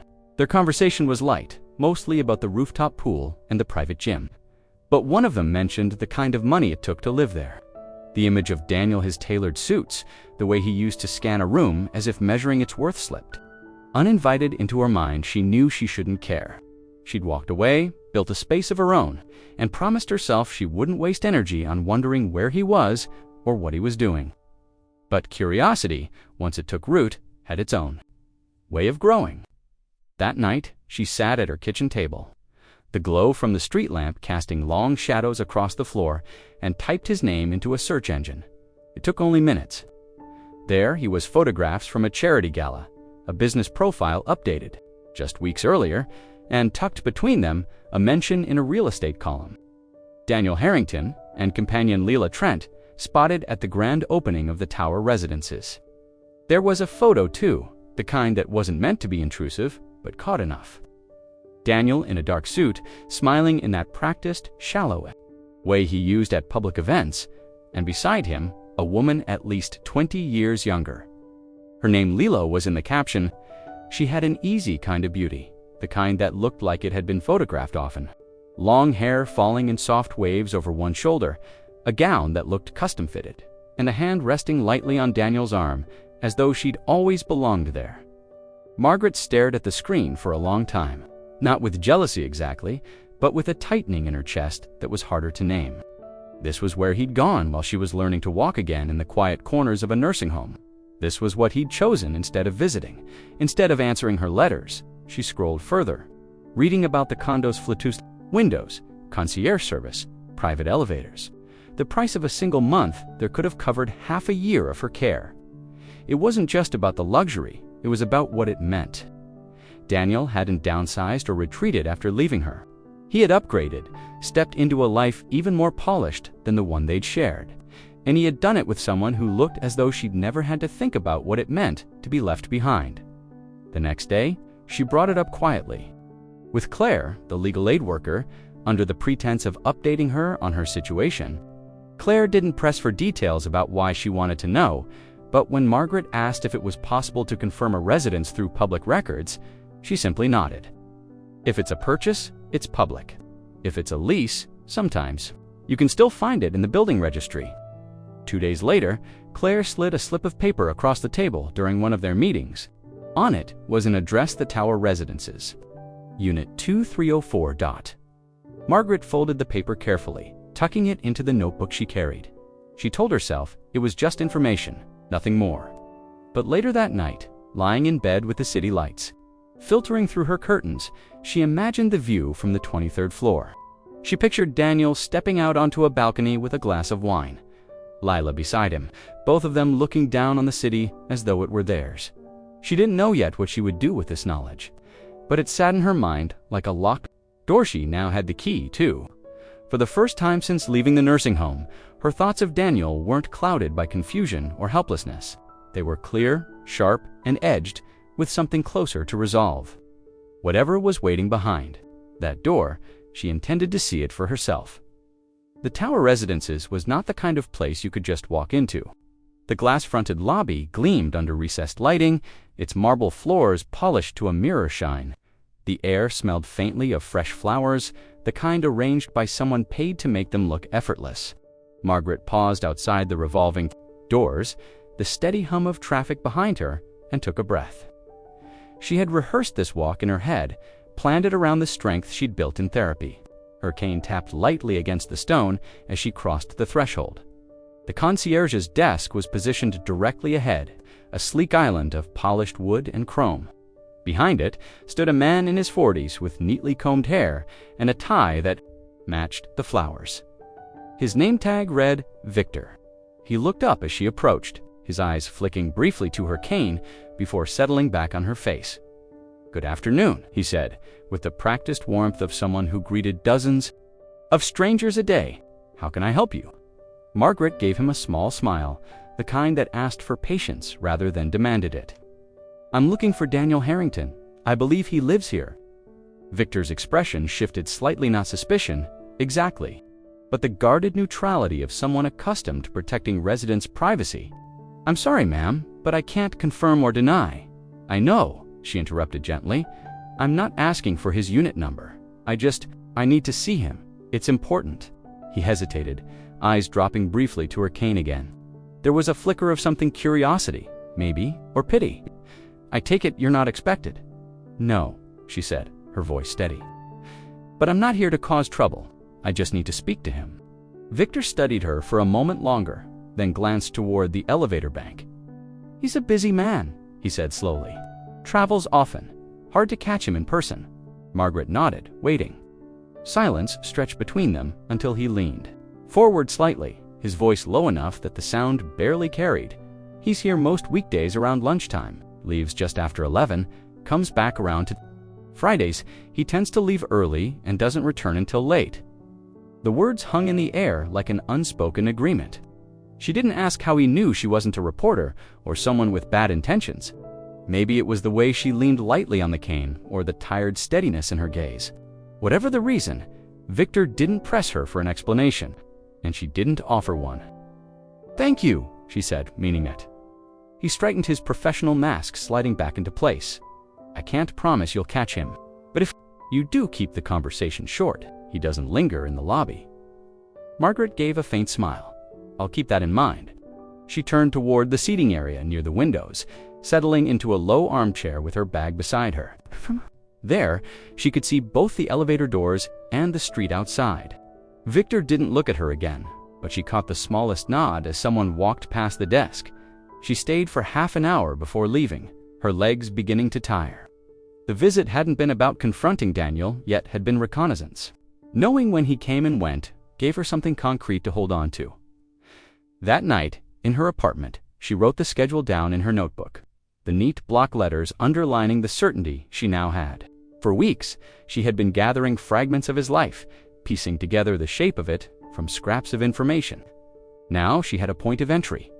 Victor's voice stayed with her, not just for the details he'd given, but for the unspoken understanding in his tone. He hadn't asked if she was his wife or ex-wife or someone else entirely. He hadn't needed to. There was something in the way he looked at her half-recognition, half-quiet defiance of whatever rules the building might have about protecting its residents that told her he'd seen people like her before. Margaret knew she might only get one chance to use what he'd given her, and when that chance came, she intended to be ready. It was a mild afternoon, the kind where the city's usual restlessness softened into something almost lazy. Margaret had taken to walking the blocks around the tower residences in the days since. Victor had quietly offered her the details of Daniel's routine. She told herself it was for exercise, a way to keep her legs moving and her balance improving. But she knew the truth that she was circling the edges of his life, waiting for the right moment. She was standing at the corner, across from the building, the pedestrian signal blinking red when the glass doors swung open. Even from that distance, she recognized the way he carried himself. Daniel had always moved like he expected the world to make space for him, shoulders back. Chin slightly lifted, a measured stride that was neither hurried nor hesitant. But it wasn't just him. Beside him was Lila, her hair catching the sunlight. As they stepped out onto the sidewalk, she was dressed in a soft cream coat that fell open to reveal a fitted dress, and her heels clicked lightly against the pavement. Daniel's hand was in hers, fingers loosely intertwined, as though it was the most natural thing in the world. Margaret froze, one hand tightening on the head of her cane. They stopped just beyond the doors, waiting for the valet to pull a car. Around, Daniel leaned toward Lila, saying something that made her laugh uneasy. Unguarded sound that seemed to ripple in the space between them. He smiled back, the kind of smile that had once been hers to read, the kind that had been rare even in their best years together. It struck Margaret then how entirely absent she was from this moment. She was not a shadow lingering in his thoughts, not even a distant obligation tugging at his conscience. She was just another face in the city, standing in the flow of strangers, watching him live a life that had erased her without ceremony. The valet pulled up in a sleek black car, newer than anything they'd ever owned together. Daniel opened the passenger door for Lila, his hand brushing the small of her back as she stepped inside. That gesture, small and habitual, lodged itself in Margaret's chest. She remembered the last time he'd done that for her, how it had been years before the nursing home, before the silences and the short letters. She thought fleetingly about calling his name, about making him look up and see her there, not hidden away in the shadows of his decisions, but she stayed still. There was no power in confronting him now, not like this not when he could simply wave, offer a polite nod, and drive away with his life untouched. Instead, she watched as he walked around the car, sliding into the driver's seat. The engine hummed to life, and they merged into the slow afternoon traffic. Turning the corner and disappearing from view, Margaret stood there for a long moment after the light turned green, the crowd moving around her. She could feel the press of the cane in her palm, the dull ache in her legs from standing too long, but she didn't move. Seeing him like that had been sharp and clean, like a cut you didn't notice until the sting set in. When she finally crossed the street, it wasn't toward the building, but in the opposite direction. She walked slowly, her steps deliberate, letting the air cool the heat in her face. She knew now what he looked like in his new life, how easily he could laugh, how easily he could touch someone else's hand. And as much as it hurt, there was something clarifying in it. She had imagined this moment over and over, filling it with questions she would ask, accusations she might throw.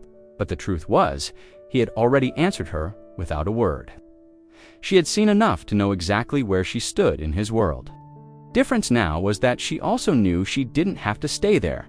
Margaret sat at her small kitchen table, the late afternoon light stretching across the wood in thin gold lines.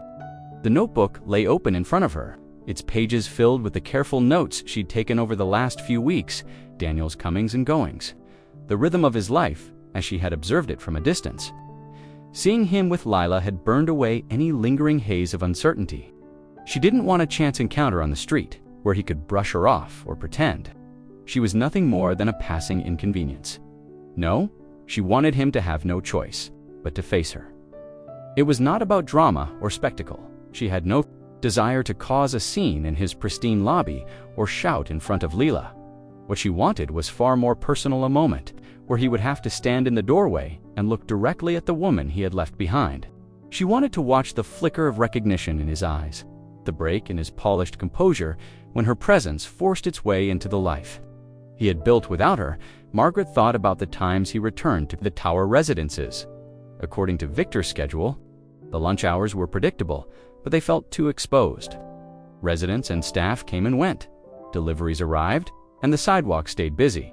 She wanted privacy. That meant waiting for an hour when she knew he'd be home, relaxed, nodded. A rush to leave again. Friday evenings. Victor had said Daniel usually came back late on Fridays, often alone. If she could position herself so she arrived just minutes after him, there would be no escaping the moment. He couldn't pretend to be on his way out, couldn't disappear into the building before she reached him. The plan took shape slowly. She would dress plainly, nothing that could be mistaken for her trying to make an impression, but nothing that would make her look vulnerable or diminished. She'd wear the dark coat she had kept from before the nursing home, the one that fit her well even now, and she would lean on her cane only as much as she needed to. Her voice, when she spoke to him, would be calm and deliberate. She practiced, in her head, imagining the door swinging open, his face appearing. She pictured the words she would use, not a demand for explanations, but a statement of fact. She was here. She was not gone, not erased. She wanted him to feel, if only for a moment, the weight of that truth. But she also knew there were risks. Daniel might refuse to answer, or worse, send Lila to the door in his place. The thought tightened her jaw, but she told herself it didn't matter. Even if he didn't step into the doorway, her presence there, seen by whoever opened it, would carry its own message. Over the next few days, she prepared quietly. She timed the trip from her apartment to the building, noting how long it took to walk the final block at a steady pace. She kept working on her stamina, walking the hallways of her building each morning and evening, pushing herself just a little farther before resting. Every step mattered. By Thursday night, she had committed to it. The small apartment felt almost too quiet as she sat in the armchair by the window, the city's glow bleeding through the curtains. She thought of Ruth and her parting words, "Don't let him decide who you are," and felt the truth of them settle in her chest. She would go on Friday. She would wait until Victor saw him enter the building, then take the elevator up and knock. And when the door opened, whether he liked it or not, Daniel would see her standing there, not the woman he had signed into a nursing home and left behind, but the one who had walked out on her own and found her way back to him on her terms. The week moved with a strange heaviness, each day carrying the weight of what was coming. Margaret woke earlier than usual, as though her body knew it was in training for something more than the usual errands and quiet meals. She started her mornings with long stretches, holding each one until her muscles began to ache in that deep, promising way that told her she was building strength. The cane, which had been her steady companion since the nursing home, she left, leaning against the wall for most of the day. She forced herself to walk the length of her apartment without it, then the hallways, and finally the sidewalks outside. Each step felt deliberate, almost ceremonial. A rehearsal for the moment she would stand at his door without the crutch he might expect to see. Her hair was next.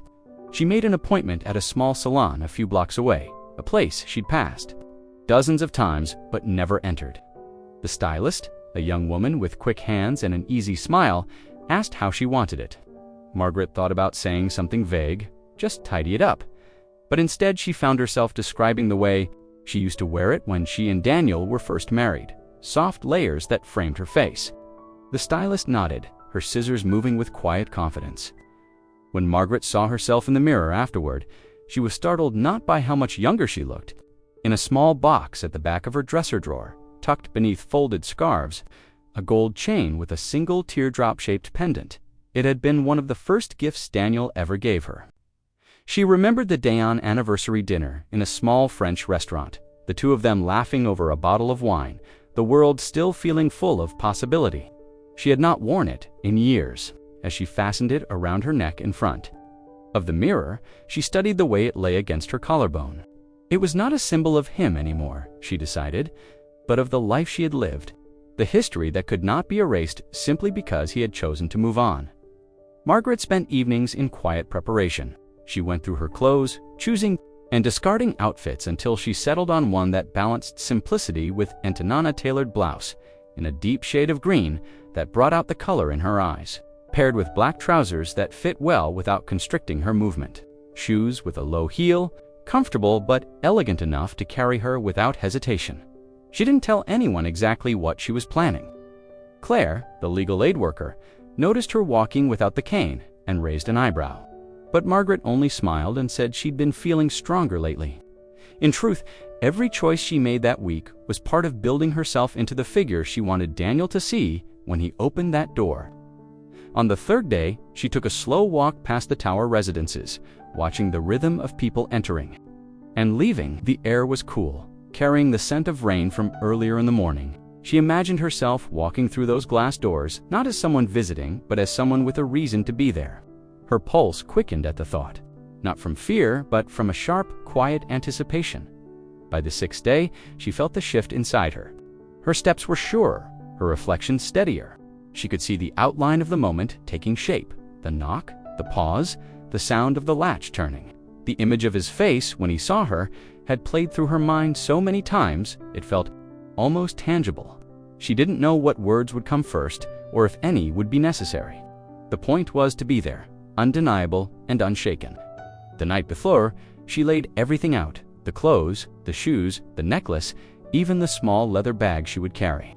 Her hairbrush and a folded tissue sat on the vanity, ready for the final touches in the morning. She stood for a moment in the center of the room, letting her eyes take in the quiet order of it all. Outside, the wind picked up, rustling the branches against the window. It felt like the city itself was holding its breath, waiting for the knock that would change everything. The rain had been steady all afternoon, a fine mist that deepened the colors of the city until the pavement gleamed black and the streetlights glowed against the wet air. Margaret stood in the covered entryway of the tower residences, her coat buttoned to the top, the gold pendant at her collar cool against her skin. She had timed it perfectly. Victor had given her the nod when Daniel entered the building less than 15 minutes ago. There would be no rushing past her now, no excuse about having somewhere to be. The elevator ride was slow, each floor lighting up with deliberate patience, as if giving her one last chance to turn back. She didn't. When the doors opened, the corridor was hushed, the thick carpet muting her steps. Her fingers curled around the small leather strap of her bag. She had imagined this moment for weeks, but standing here now, it was stripped of any imagined dialogue. There was only the simple truth of what she had come to do. Margaret lifted her hand and knocked 3 firm, measured taps. The sound was absorbed into the stillness of the hall, leaving her alone with the faint hum of the building's ventilation. She listened. At first, there was nothing. Then, soft and unmistakable, the shuffle of movement from inside. Her pulse quickened. She could hear it now, The sound of footsteps on hardwood, steady and unhurried, pulling the moment tighter around her. A shadow moved behind the frosted glass panel beside the door. The rain tapped gently against the windows at the far end of the corridor. She kept her eyes on the door, her posture straight, the ache in her legs held at bay by will alone. The sound of the lock turning was sharp in the quiet, metallic click that seemed to echo inside her chest. The handle shifted. The door began to open. She saw him first in fragments, the hand on the latch, the edge of his sleeve, the faint reflection of light on the glass behind him. Then the last time she had seen him up close, but still carrying the same practiced composure. The same quickness in the eyes that had once been charm, but now felt like calculation. For a moment, he didn't seem to recognize her. His gaze skimmed over her coat, her hair, the absence of the cane. Then his expression changed, subtle, but undeniable as recognition settled in. His eyes narrowed slightly, the easy confidence faltering just enough to show through the surface. They stood there, saying nothing, the distance between them as heavy as the years she had spent away. She didn't rush to fill the silence. She wanted him to feel it, the weight of her presence, the fact that she had come here under her own power, uninvited and unhidden. The faint murmur of a television filtered from somewhere inside the apartment.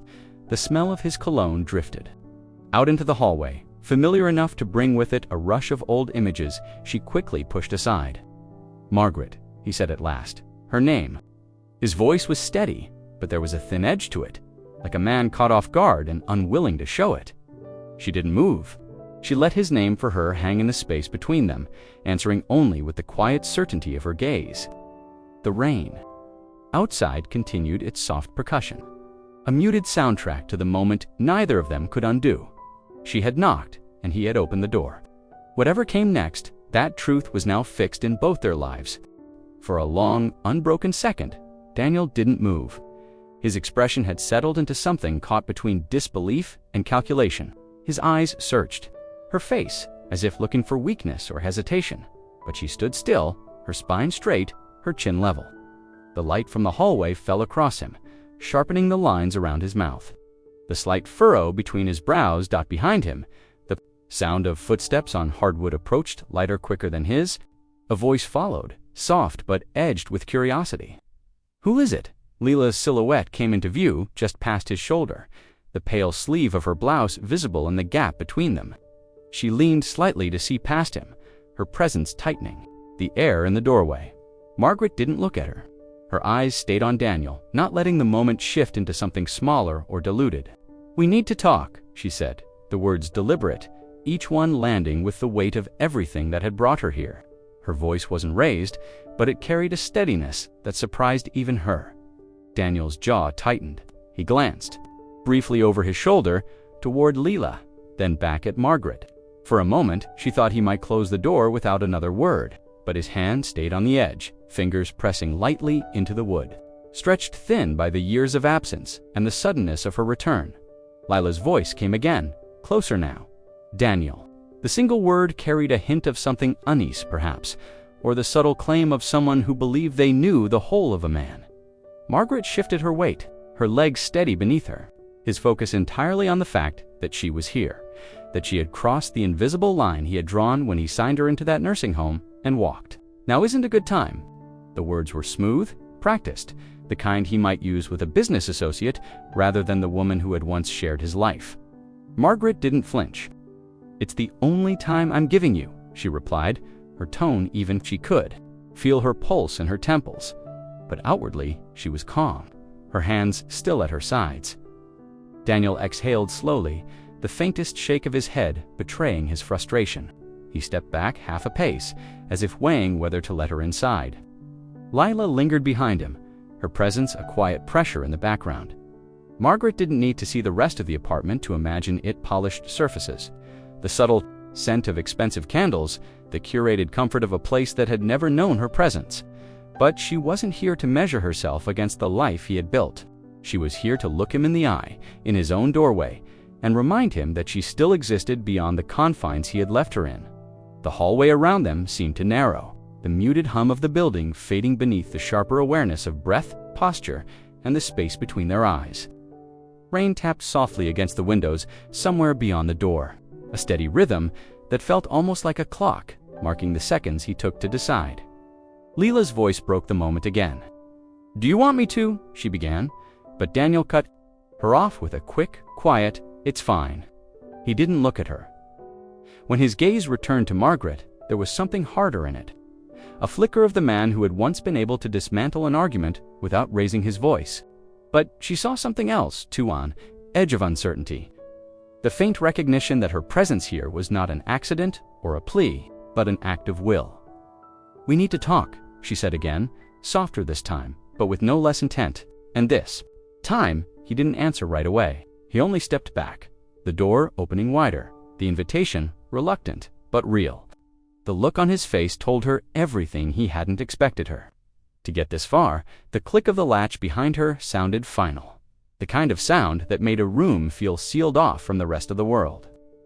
Margaret stepped forward into the living room, the soft rug underfoot muffling her steps. The air inside was warm but carried an undercurrent of something tense, as though the walls themselves knew they were about to hold words they had never heard before. The apartment was as she had imagined: glass, steel, and the muted colors of expensive taste. A long couch faced a sleek coffee table, and beyond it, tall windows reflected the rain-smeared lights of the city. Lila hovered at the edge of the space, her arms loosely crossed, her expression guarded. She glanced at Daniel, as though expecting him to explain, but he said nothing. Margaret removed her coat slowly. She saw Daniel's eyes flick to it, just for a moment before he looked away. The detail wasn't lost on her. He moved toward the couch, his posture deliberately casual, and gestured for her to sit. Of the sofa, her hands resting lightly on the leather. She wanted him to feel her presence in the room, not as a guest settling into comfort, but as someone who had come here with purpose. "You look well," he said finally, though his tone made it sound more like an observation than a compliment. "I worked for it," she replied, her voice steady. "No thanks to you." The words hung there, sharper than she had planned, but she didn't take them back. Daniel's jaw tightened, and for a moment, he seemed on the verge of deflecting, of sliding into the smooth, practiced lines that had once ended arguments before they began, the other resting on his knee. "I thought it was what you needed," he said finally. "Somewhere safe, somewhere with care." "You mean somewhere out of sight?" Margaret answered, and the quiet in her voice made the accusation heavier than if she had shouted. 2 years, Daniel. 2 years you left me there. And while I was sitting in that room, you were here, selling our house, moving on like I was. What? A chapter you could close." His gaze shifted, a flicker of unease crossing his face before he masked it. "Things were complicated," he said. "No," she said. "Things were convenient for you." Murmured something about giving them space and slipped quietly down the hallway toward what Margaret assumed was the bedroom. The sound of a door closing in the distance left them alone. Daniel leaned forward slightly, elbows on his knees. "I didn't know you'd," he stopped himself, reconsidering the words. "I didn't think you'd walk out of there." "I'm sure you didn't," Margaret said, "but you also didn't think about what it would mean if I did." Their eyes met and held. In his, she saw not just defensiveness, but a shadow of recognition. He knew there were questions coming, and he knew he had answers he'd never planned to give. Margaret took a breath, feeling the steadiness in her legs, the deliberate control in her voice. "We're going to talk about the house, about the papers you sent." The room seemed smaller now, the distance between them charged with all the years of their history shared beginnings, slow fractures, and the final break that had brought her here. Outside, the rain hadn't let up, the drops tracing the glass in slow, winding paths. Daniel didn't look away. "If we're going to talk," he said, his voice lower now, "then you should know there are things you don't understand." Margaret felt the air shift, a subtle change in temperature that had nothing to do with the weather. Whatever he was about to say would not just explain the past, it would alter the shape of everything that came after. She stood her ground, the steady hum of the city far below, filling the brief pause before she answered. "Then start," she said. "I'm listening."